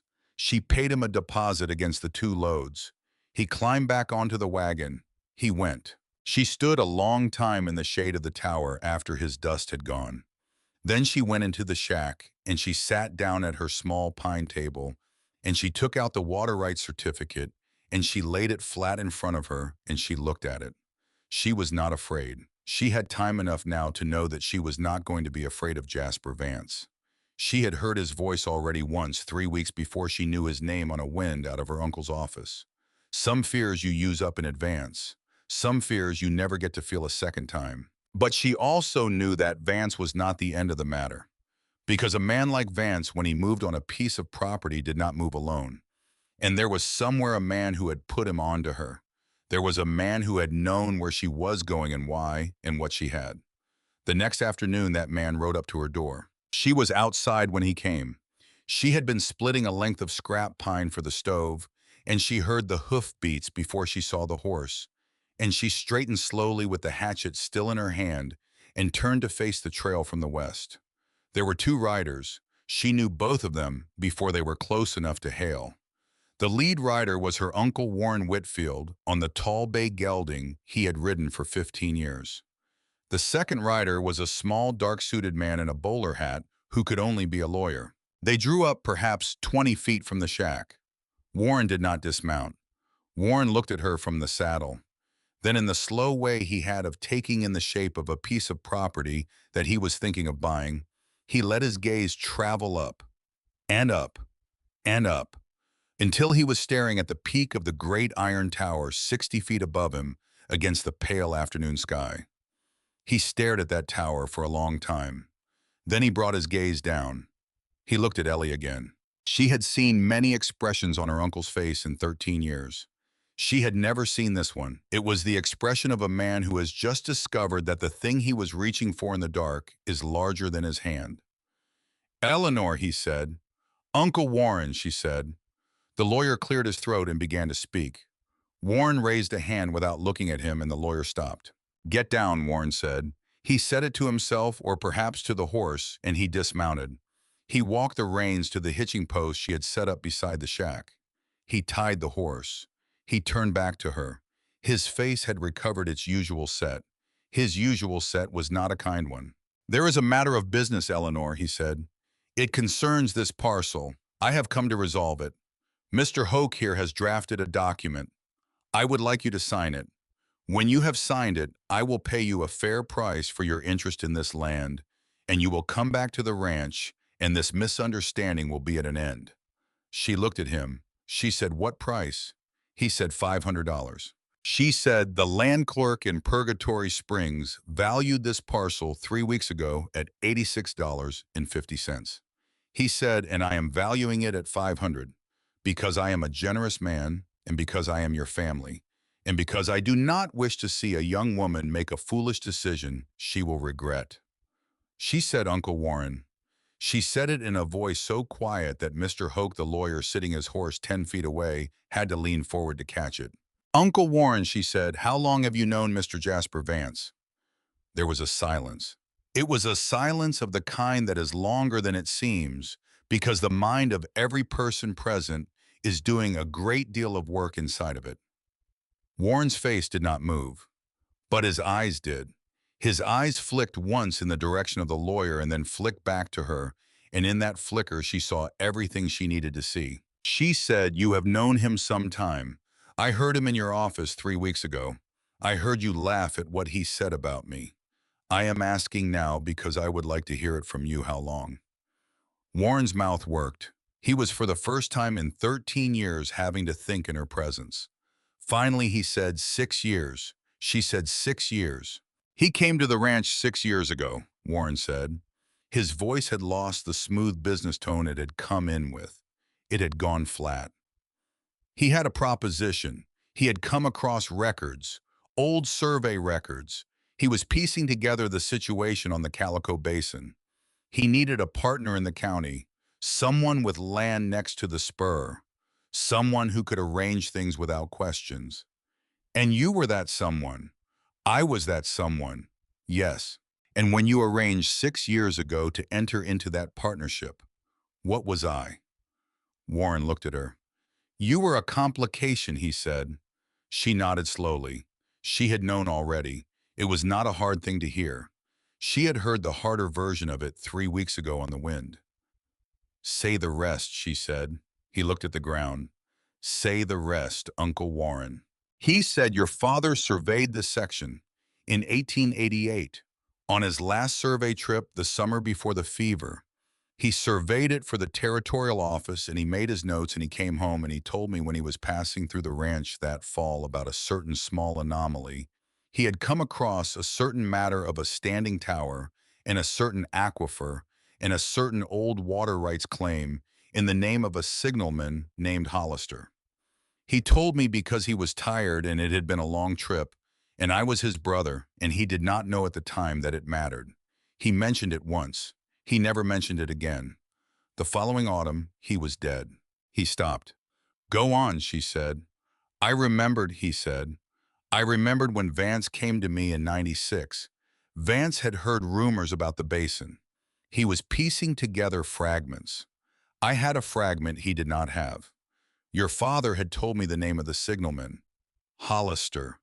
That was the thread we needed. From that thread we could work out where the paper had gone. It had gone with the widow. To Tucson, where she had died 4 years ago. Ellie went very still. She died 4 years ago, Ellie said. Yes? And you knew. We knew. Vance had a man in Tucson to look. And she left the paper here. We assumed she had. We could not confirm it. We could not enter the property. We were waiting for the parcel to come up for tax sale. It was going to come up next year. Vance had already made arrangements at the land office. She looked at Mr. Prescott in her memory, and she saw again his shaking hand as he had written out her deed. She understood now what she had been looking at. Prescott had been terrified because he had sold to a 19-year-old girl in a mended dress with $87 in a manila envelope. The piece of property he had been paid a great deal of money to hold aside for a Boston speculator. Prescott had done it because he was a small, mean, weak man who had, in a single moment of professional cruelty, forgotten which side of his own bread was buttered and had sold her the parcel to enjoy her disappointment. He had probably realized his error before she had reached the door. He had probably lived the last month in low, continuous terror. She almost in that moment felt sorry for him. And when I heard him in your office, she said, when I heard him say what he said, that was because Warren said you were the last complication. You were the last person alive who might, by the terms of your father's original entry, have a claim to any portion of this section. Vance and I agreed. It was cleanest if you were sent away with a small settlement. If you were sent into country, you did not know. If you were sent alone. To die. He did not answer. To die, Uncle Warren. He did not answer. He looked at the ground. She stood there for a long moment. The wind moved in the iron legs of the tower above her and made its low humming sigh. And she was aware in that moment of the sound, the way she was aware of her own breathing. It was the sound of the country she had walked into, the sound of the place her father had prepared for her. She said, "Get on your horse, Uncle Warren." He looked up. She said, "I am not going to sign your document. I am not going to sell you my land. I am not ever again going to stand in a room where you have set out the conditions of my life. Get on your horse. Take your lawyer. Ride back to the ranch. If you send another man out here on my land, I will have him removed by the sheriff at Black Rock, who is not, I understand, in Mr. Vance's employ. If you or Mr. Vance make any further move against the parties who trade with me in the towns to the north, I will file through counsel that I intend to retain in Tucson this month a formal complaint with the territorial office regarding the entry your Mr. Prescott made against this parcel and the payments that he received in exchange for holding it aside. Do you understand what I'm telling you?" He did not answer. "Do you understand, Uncle Warren?" He nodded once. "Then go," she said. High went. He mounted his horse. Mr. Hoke turned his mount without a word. They rode out along the western trail. Warren did not look back. She stood in the shade of the tower with the hatchet still in her hand and watched them until they were small, dark shapes on the horizon, and then smaller, and then gone.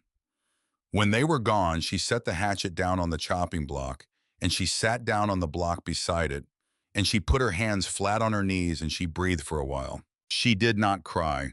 That would come later, some other night, over some other small thing that had nothing to do with her uncle. She had spent, at the age of 19 years, the last of the tears she was ever going to spend on Warren Whitfield. Winifred Ashby came to the shack the following afternoon. She did not ask what had happened. She did not need to. Word travels along a rail line, even a rusted one. She sat with Ellie at the pine table. She drank a cup of tea. She said at last, "Child, there is something I have not told you, something that is not mine to have kept from you, and yet I have kept it because it is not fully mine to tell. I am going to tell it now." Ellie waited. Winifred said, "The blacksmith, Ezra Kane." "Yes, Ezra Kane is not the name he was born with." Ellie set down her cup. Winifred said, "He came to the canyon 12 years ago. He walked in one morning at the age of 30 wearing a suit of clothes that had seen better days, carrying a small carpet bag, and asking in a voice that was almost a whisper whether we could use a smith. He said his name was Ezra Kane. We were short a smith. The old one had died the winter before. We put him to work. He was good. He was very good. He asked for no wages beyond his room and board for the first 2 years. He built the forge that stands there now with his own hands. He has been with us since." Ellie said, "And his true name?" Winifred said, "His true name is Wesley Hollister. He is Cora and Nathaniel's boy." Ellie put her hand flat on the pine table. She did not speak. Winifred said, "He told me the 3rd year he was with us. He told no one else. He told me because I was the elder here, and because the arrangement with his mother's paper had to be respected, and because he could not in good conscience live inside that arrangement without at least one soul in the canyon knowing why. I gave him my word I would not tell. I have kept it for 9 years. I release myself from it now because you have come, and because the shape of things has changed, and because his mother is old, and because I do not think, child, that a young woman who has been what you have been should have to sit down at any table without knowing who is sitting at the other side of it." Ellie said quietly, "Why did he not go back to her?" Winifred said, "Because he had gone east at 19 to make his fortune, and he had failed. He had failed in 3 cities over 10 years. He had done things in those 10 years that he was not proud of. He had drunk more than he should have. He had lost money that was not his to lose. When he finally decided to come home, he had nothing to bring her. He rode as far as Purgatory Springs. He heard at the livery that his mother had gone to Tucson to live with her sister 5 years before. He heard that no one had heard from her since. He turned east instead of west. He walked into the canyon. He asked to be Ezra Kane." Ellie said, "Cora died 4 years ago." Winifred said, "Cora died 4 years ago in Tucson." Ellie was silent.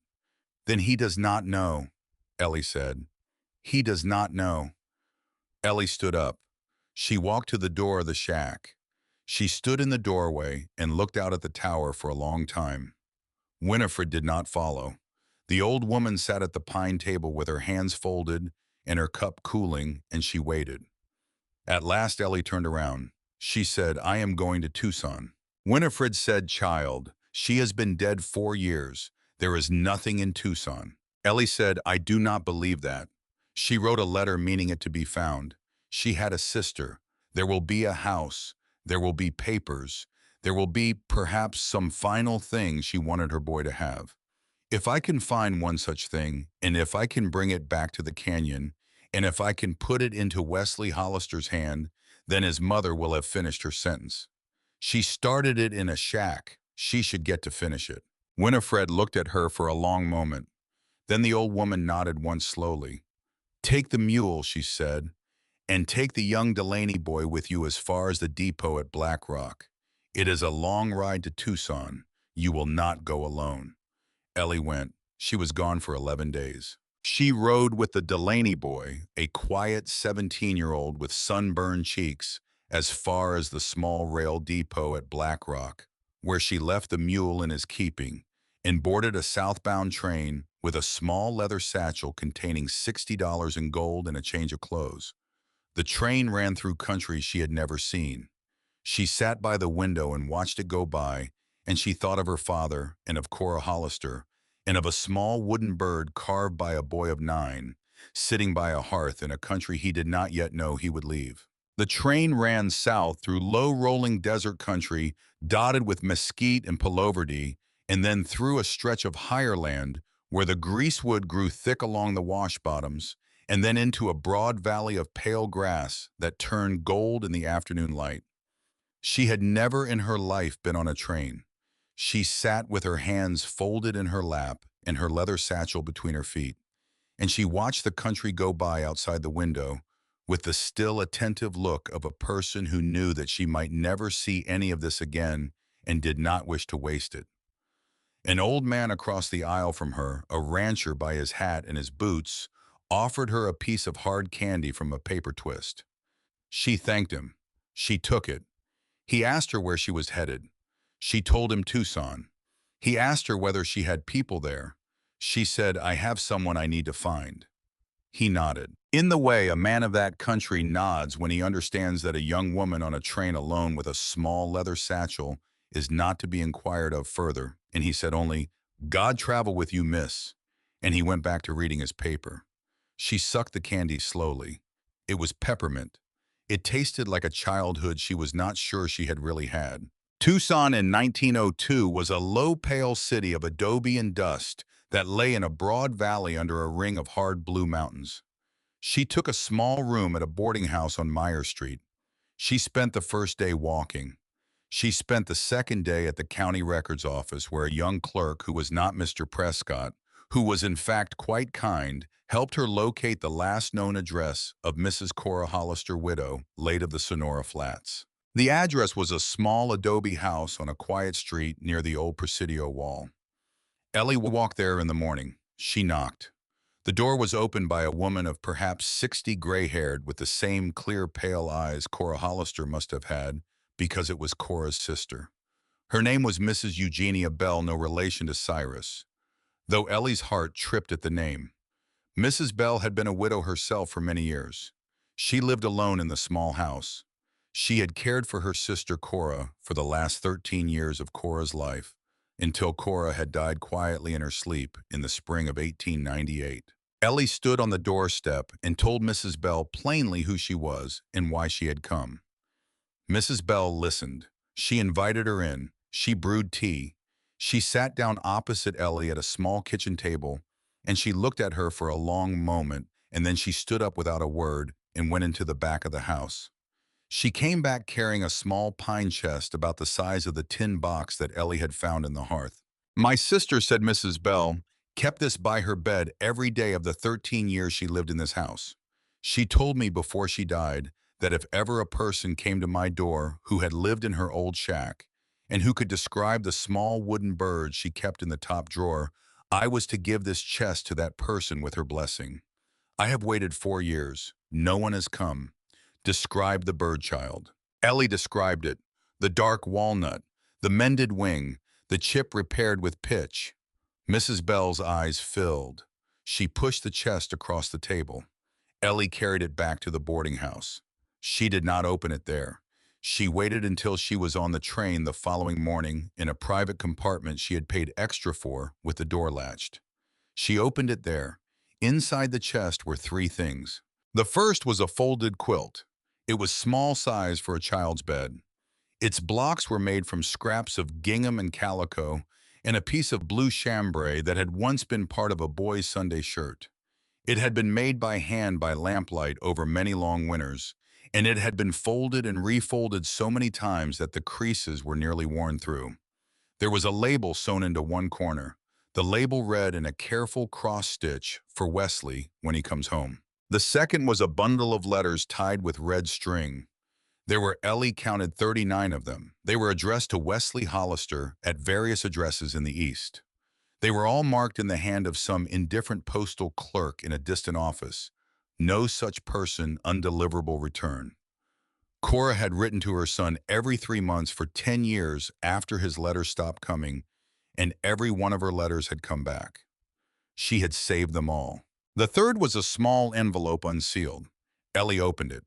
Inside was a single lock of dark hair tied with a strand of the same red string, and a slip of paper on which was written in the hand Ellie now knew as well as her own father's 6 words: "His hair, when he was 6." Ellie sat on the train with the chest open on her knee, and the small quilt across her arm, and the letters in her lap, and the lock of dark hair in her hand, and she watched the desert go by outside the window, and she did not weep because there were not enough tears in her to answer what was in that chest.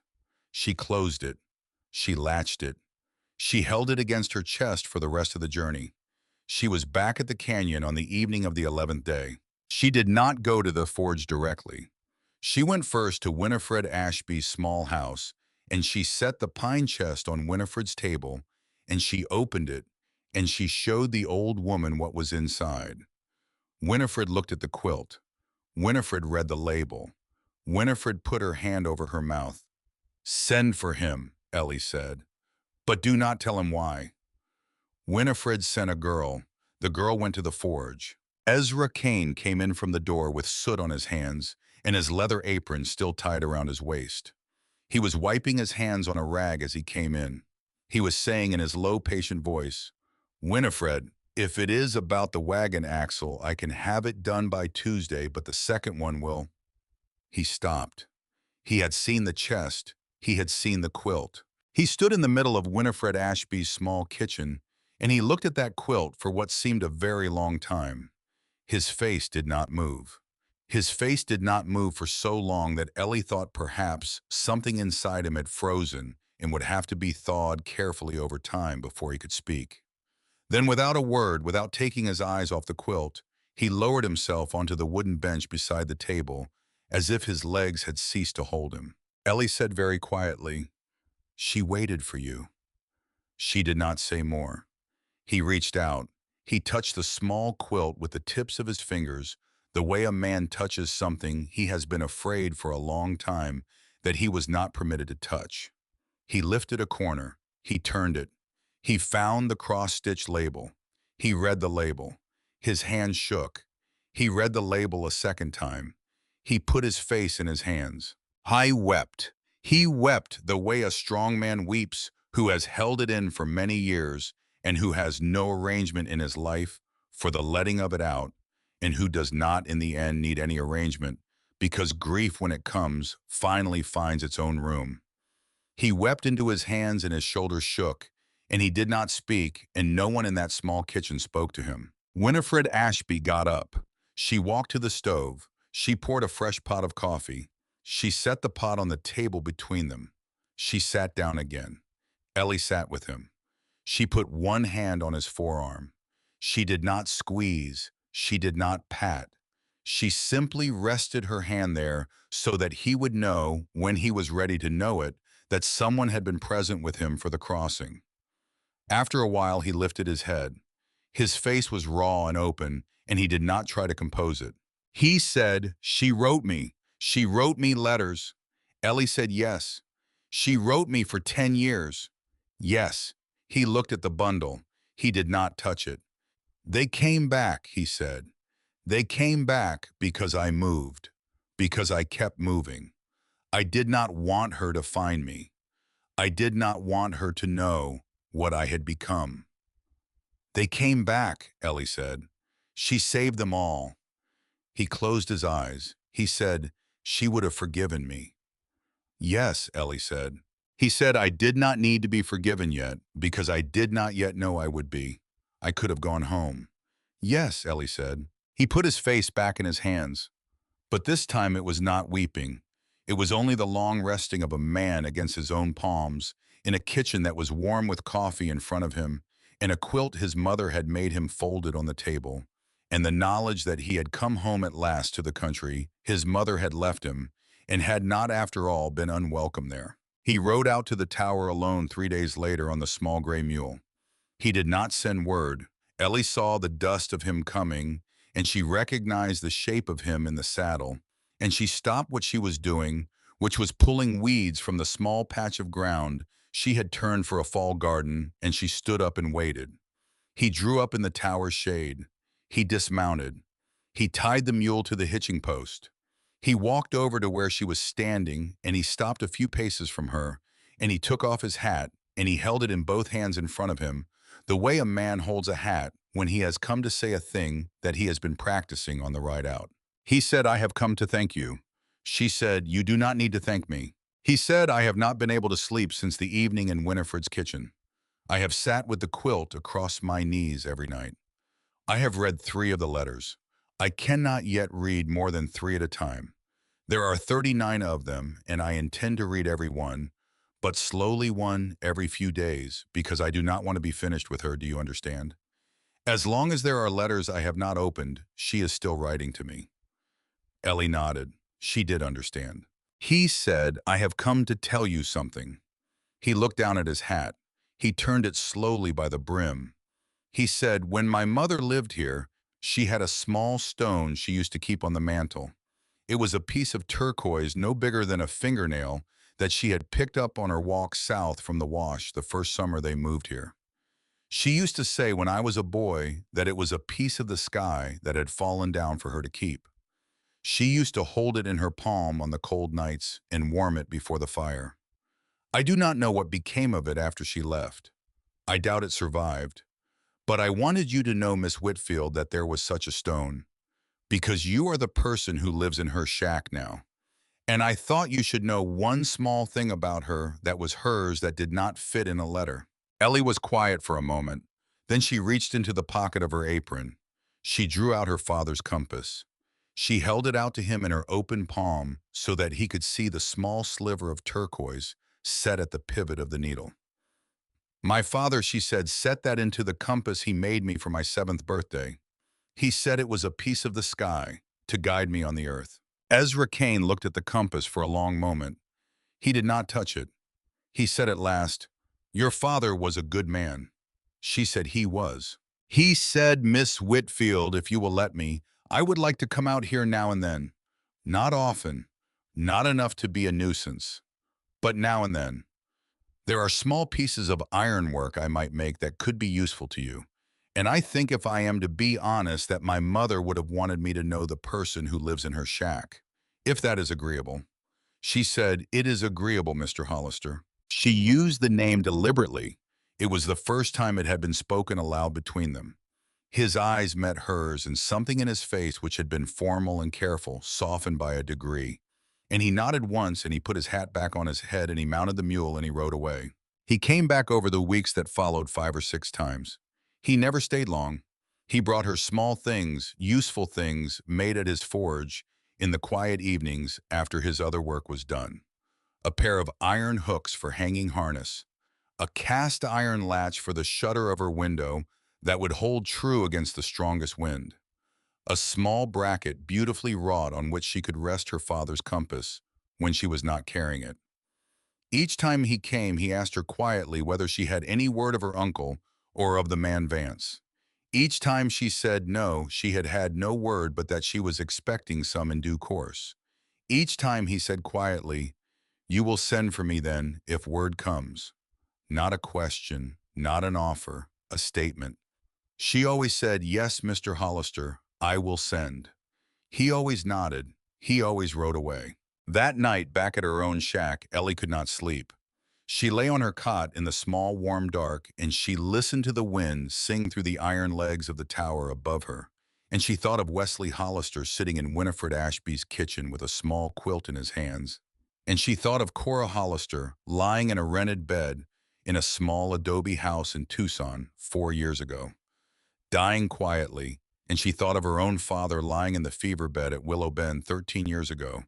And she thought for a long time about the strange way that love travels through the world after the people who first felt it have gone. Before dawn she rose, she dressed, she lit her lamp, she stepped out into the cold desert dark, she looked up at the tower, and she thought quite suddenly of a thing she had been meaning to do for a month and had put off because there had been no time. She had been meaning to climb it. She had been meaning to see what her father had seen. She waited until the first pale light of dawn showed at the eastern edge of the sky. Then she walked to the base of the tower. She set her hands on the rungs of the great iron ladder, and she began to climb. 60 feet is a long climb for a young woman in a long skirt, with the wind moving cold against her and the desert opening wider beneath her with every rung. She climbed slowly. She did not look down. She looked only at the rung above her, and the rung above that, and the rung above that.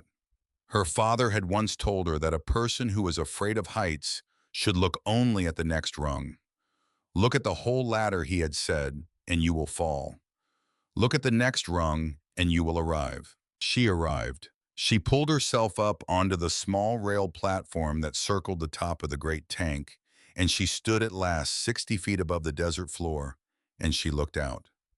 She could see forever. She could see the pale, flat pan of the Sonora Flats stretching away in every direction, red and gold in the first light. She could see the far, low blue rise of the mountains. She could see the thin, dark line of the canyon walls that hid Calico Wash. She could see to the west the small, pale trace of the road that led back to Purgatory Springs, and past that to the country of her uncle's ranch. She could see above her the deep, clean sky and the last stars fading in it. She stood there a long time. She thought in that moment of her father standing on the same platform in some summer of some year of her childhood, with his brass transit and his leather satchel, and looking out at the same country. She could feel him. She could feel his hand on her shoulder the way she had felt it under the stars in the yard at Willow Bend when she was small. She turned to walk the platform once around. And there on the far side of the tank, set into the iron of the outer wall, in a small square recess she had not been able to see from below, was a small iron door. It was not more than a foot square. It was hinged at the bottom. It had a simple latch. It was set flush into the metal, and if the sun had not been catching it at just the right angle, in that moment she might have walked past it and never known it was there. She lifted the latch. She opened the door. Inside the small recess was a metal box. It was heavy. It had been placed there with care. Its lid was sealed with a strip of oilcloth. She lifted it out carefully, and she sat down on the platform with the box in her lap, and she opened it. Inside was a leather-bound field notebook. It was her father's. She knew the leather. She knew the small brass clasp. She knew the hand-tooled TW on the front cover. It was one of a set of a dozen she had grown up with spread across his workshop table. She thought she had known where every one of them had gone. She had been wrong. She opened it. The first page bore in his fine looping hand the words, Field Notes Calico Spur Survey Summer, 1888. She read the notebook slowly on the platform while the sun rose over the eastern flats. He had surveyed the section that summer. He had come across the Hollister water rights in the records. He had verified them. He had determined from the survey lines that the water rights encompassed not only the standing tower, but the entire aquifer beneath a 5-acre parcel. He had gone to the Territorial Land Office in Tucson in October of 1888, and he had with his own funds purchased that 5-acre parcel and had filed the deed in a trust and had named as sole beneficiary of that trust a certain minor child. Eleanor May Whitfield, age 5. He had done this a year before he died. He had told no one. He had entered the trust in a Tucson office rather than the county office because he had not wanted his brother to see the filing. He had planned, according to his own careful notes, to inform his daughter of the trust on her 16th birthday, by which time she would have been old enough to make her own decisions about it. The trust included instructions that it was to be held quietly and paid out only upon her personal application at the age of majority or upon her marriage, whichever came first. He had died. The trust had gone unclaimed. The land held in trust in her name had over time reverted to the territory for want of tax payment because a child in a line shack half a mile from the main house had no way of paying taxes on a piece of land no one had told her she owned. It had been returned to the general inventory. It had sat dormant in the ledgers of the Territorial Land Office for 13 years. Until one summer afternoon in 1902, a 19-year-old girl had walked into that office with $87 in her hand. Ellie sat on the platform for a long time with the notebook in her lap. The sun climbed higher, the desert warmed. Below her, the small shape of her shack, in the small dark thread of the rusted rails, in the small distant smoke from the canyon of Calico Wash, were laid out like a map her father had drawn for her. She had come to a piece of desert on the strength of $87 and a laugh. She had climbed a ladder on a hunch. She had opened a door because the sun had caught it at the right angle. She had found at the top of a tower the last thing her father had left her, which was not the land and not the money and not the water. It was the knowledge that he had believed she would come here. He had known she would come. He had waited for her to come. He had left her the notebook because he had known that on some morning in some year She would climb the tower. She closed the notebook. She held it against her chest for a moment. Then she put it back in the box, and she latched the small iron door, and she climbed down the ladder rung by rung, and she did not look down, and she did not fall. The summer wore on. The heat grew heavier as June turned to July. The wind changed from soft to hard and back again with the passing of small distant storms that never quite reached the flats. Ellie went about the business of a woman on her own land. She made her second trip to Tucson in the middle of July, this time by train from Black Rock, and she engaged a lawyer named Everett Hayes, an elderly gentleman of quiet competence, whom Winifred Ashby's cousin had recommended, and she filed with him formally the complaint against Mr. Prescott regarding the arrangements he had made with Jasper Vance concerning her parcel. Mr. Hayes read the complaint. He read her father's notebook. He read the water rights certificate. He read the deed. He looked at her over the top of his spectacles for a long time. Then he said quietly, "Miss Whitfield, I have been practicing law in this territory for 41 years. I have very seldom seen a case as clean as yours is going to be once we file. May I proceed?" She told him he might. She paid his retainer in gold. She rode home. She heard in the weeks that followed various small pieces of news from the world beyond the tower. Prescott had been suspended from his post at the land office pending inquiry. Vance had returned to Denver and had been observed by parties Mr. Hayes had employed for the purpose, spending long hours in the company of his own attorneys. The Territorial Commission had opened a file. The file had begun to grow. She did not follow the details closely. She trusted Mr. Hayes to follow them. She had a shack to see to and hens to feed, and at Ezra's suggestion, a small vegetable plot to break for a fall planting. She had begun to trade eggs and mended shirts with the folks of Calico Wash, the way Cora Hollister had done before her, and she had begun to keep her own small ledger in her own careful hand in a new pine-covered book she had bought in Tucson. Her ledger did not resemble Warren Whitfield's ledger. It was full of names. She thought of her father in the long slanting evenings sitting on the doorstep with a cup of coffee in her hand and the tower rising behind her. She thought of him more now than she had thought of him at any time since he had died. She thought of him because he had come back to her in the notebook in a way she had not had him in 13 years. She could hear his voice again. She could hear the way he had said her name. She could see his ink-stained hand guiding hers across a sheet of vellum. She understood becoming the woman he had prepared her to be. It was a slow becoming. It was a good one. The drought came in the late summer of that year. It was a drought of the kind the old people spoke of afterward as the drought of '92, meaning the second one because there had been another of its size in 1892, and this was its equal or its worse. The rains did not come in July. They did not come in August. The washes that had run in the spring were dry pans of cracked mud by the 1st of September. The seep at the south end of Ellie's 5 acres slowed to a thread and then to nothing. The Calico Basin held because the Calico Basin was fed from far away, and slowly, but the surface creek in the canyon at Calico Wash ran low and warm. The ranches to the west and south did not hold at all. She heard on Hank Bradley's next haul what had happened at the Whitfield Ranch. The cattle were dying. The tanks were empty. Warren had bought hay through the summer at ruinous prices, and now the hay had run out. His partnership with Jasper Vance had 3 months earlier collapsed in some manner. Hank did not fully understand involving accusations of misappropriated funds and the sudden departure of Vance to Denver, where he was said to be under some form of investigation by the Territorial Commission that Ellie had in fact quietly initiated the previous spring through Mr. Hayes. Warren was ruined. Warren was Hank set alone. Cordelia had gone to stay with her sister in Prescott. The wedding of the son Robert had been quietly postponed. On a morning in mid-September when the sky was white with heat and the wind was hot even at dawn, a single rider came up the trail from the west.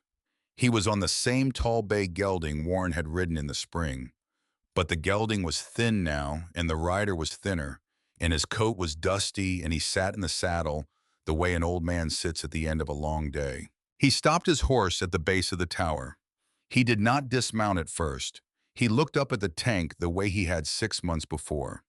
Then he looked at Ellie standing in her doorway with the borrowed shawl from Winifred over her shoulders and her father's compass in her pocket. He did not speak. He could not, she saw.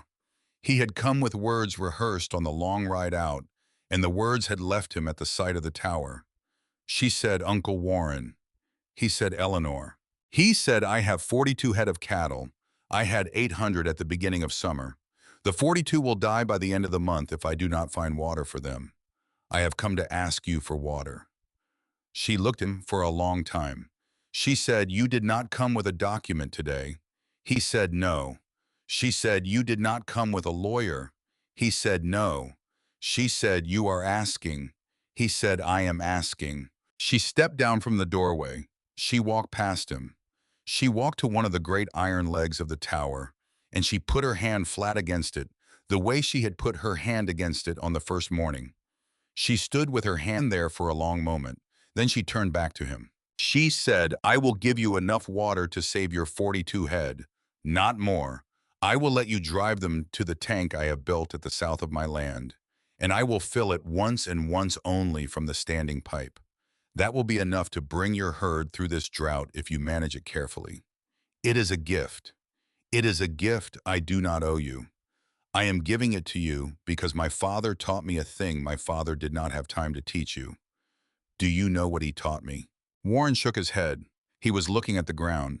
She said, "He taught me that a ledger is a small, poor thing, that a person is not a line in it, that when you close the ledger on a person, you do not close them out of the world. You only close yourself out of them." She said, "You close the ledger on me, Uncle Warren. I am closing it now on you. I am closing it by opening a pipe." He did not answer. He could not. She said, "Drive your cattle in tomorrow at first light. I will have the tank filled and standing. Do not come again. Do not send word. Take the water. Save the herd. Go home, that is all." He nodded once. He turned his horse. He rode back down the western trail without another word. She watched him go. When he was small on the horizon and then smaller and then only a smudge of dust against the pale sky. She walked back into her shack, and she sat down at her small pine table, and she put her hands flat on the wood, and she breathed slowly for a while. She did not feel triumph. She had thought once that she would. She did not. What she felt instead was the small, quiet emptiness a person feels at the end of a piece of business that has been finished cleanly. It was the feeling her father had she now thought at the end of every long survey, the feeling of the line being complete, the feeling of the map being closed. Warren drove his cattle in at first light the next morning. He did not speak to her. She did not speak to him. She stood in the doorway of the shack in the borrowed shawl and watched him bring his thin herd across her land to the tank she had built, and she watched him fill their bellies with the water from her pipe, and she watched him drive them off again in the long slanting light of the afternoon toward the western trail. He did not look back at her. She did not want him to. That was not what any of it had been for. She never saw him again. Word came over the following months that he had sold what remained of the ranch to pay his creditors and had gone to live in the small clapboard house that his wife's sister kept for boarders in Prescott. Word came that he had been seen in the churchyard there on Sunday morning sitting alone speaking to no one. Word came in time that he had died in the winter of 1907 of an illness of the lungs. Ellie sent no flowers. She sent no letter. But on the evening the news reached her, she sat for a long time on her doorstep with her father's compass in her hand, and she watched the last light fade over the flats, and she thought quietly of a hard man who had learned in the end that the ledger closes both ways. She hoped without being certain that in his last months he had understood the lesson. She thought perhaps he had. She did not know. Some things you do not get to know. The sun set that evening, 6 months after his ride out to the tower in a long, slow gold, and the desert cooled, and the wind changed and began to blow soft out of the north. Ellie stepped out of the shack and looked at the tower one more time. She thought standing there that she would climb it. She climbed the ladder in the last light. She reached the platform. She walked around it slowly once. She thought of her father. She thought of Cora Hollister. She thought of Wesley in Winifred's kitchen with the quilt in his hands. She thought of Warren Whitfield turning his thin horse toward the west. She took her father's compass out of her pocket. She laid it flat on the iron railing of the platform. She waited for the needle to settle. It settled as it had settled 1,000 times on True North. The small sliver of turquoise at the pivot caught the last light and glowed like a fleck of sky. She thought of the small, carved wooden finch that sat on the shelf beside her bed in the shack. She thought of the leather-bound field notebook that sat on the shelf beside the finch. She thought of the water rights certificate that sat folded in an oiled envelope in the small, strong box she had bought in Tucson and had bolted to the wall of the shack beneath the shelf. Her three inheritances, from her father, from Cora Hollister, from herself.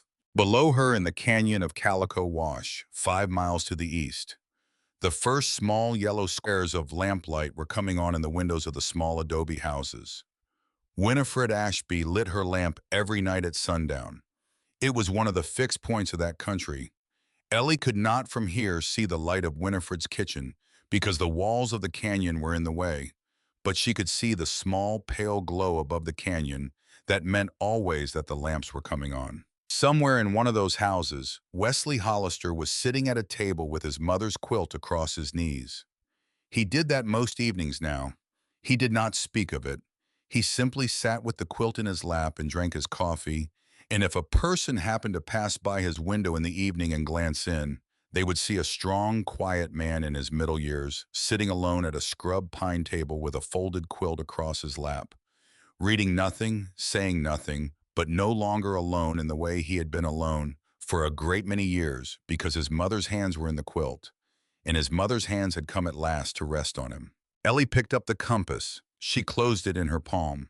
She stood on the platform of the great iron tower with the last light of the desert on her face, and she felt for the first time in her life that she was standing on ground she owned. Not because the ground had been given to her, but because she had walked to it, because she had climbed to it, because she had along the way kept a promise to a woman she had never met, and honored a boy who had come home too late to be forgiven by the one who would have forgiven him, and closed a ledger with a man who had opened it against her in a room where she had not been permitted a chair. She was 19 years old. She had walked into the Sonora Flats in the spring of 1902 with $87 and a small brass compass.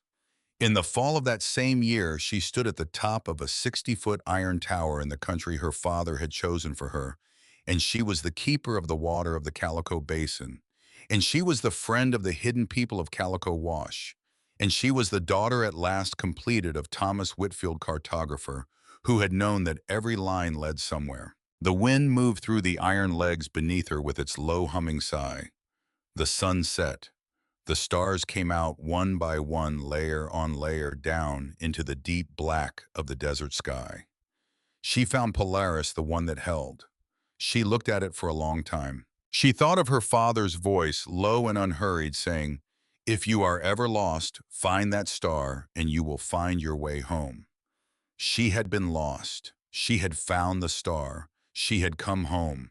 Not to the home she had been born into, which was gone and would not come again, but to the home her father had made for her before he died quietly without telling anyone, in the small hope that his daughter would, at the age of 19, be the kind of woman who could walk to it. She was that kind of woman. She had walked to it. She was standing on it. She looked at the star a while longer. She thought of Hannah Doyle and the rose petal in the handkerchief, and Cyrus Bell and the lesson about words being like weather. She thought of the neighbor woman at Willow Bend who had set aside the pine trunk when everything else was sold. She thought of Cora Hollister sitting alone in the same shack in 1885, folding a letter to a stranger. She thought of the 31 families who had walked into a canyon 41 years ago, rather than let a Boston syndicate write the end of their story. She thought of every small hand that had held hers briefly along the way and had let go and had trusted her to keep walking. She was not alone. She had never been alone. She had only for a long time been unable to see how far the love in the world had traveled to find her, or how many of the people who had loved her had died before they could tell her that they had. She stood on the tower a little longer. The stars deepened, the desert cooled. Somewhere far off a coyote sang and another answered, and the wind carried the two voices thin across the flat pan of the country. She picked up her father's compass from the railing. She slipped it into her pocket. She turned toward the ladder. Then she began slowly to climb down toward her small warm shack and her stove and her lamp and her bed.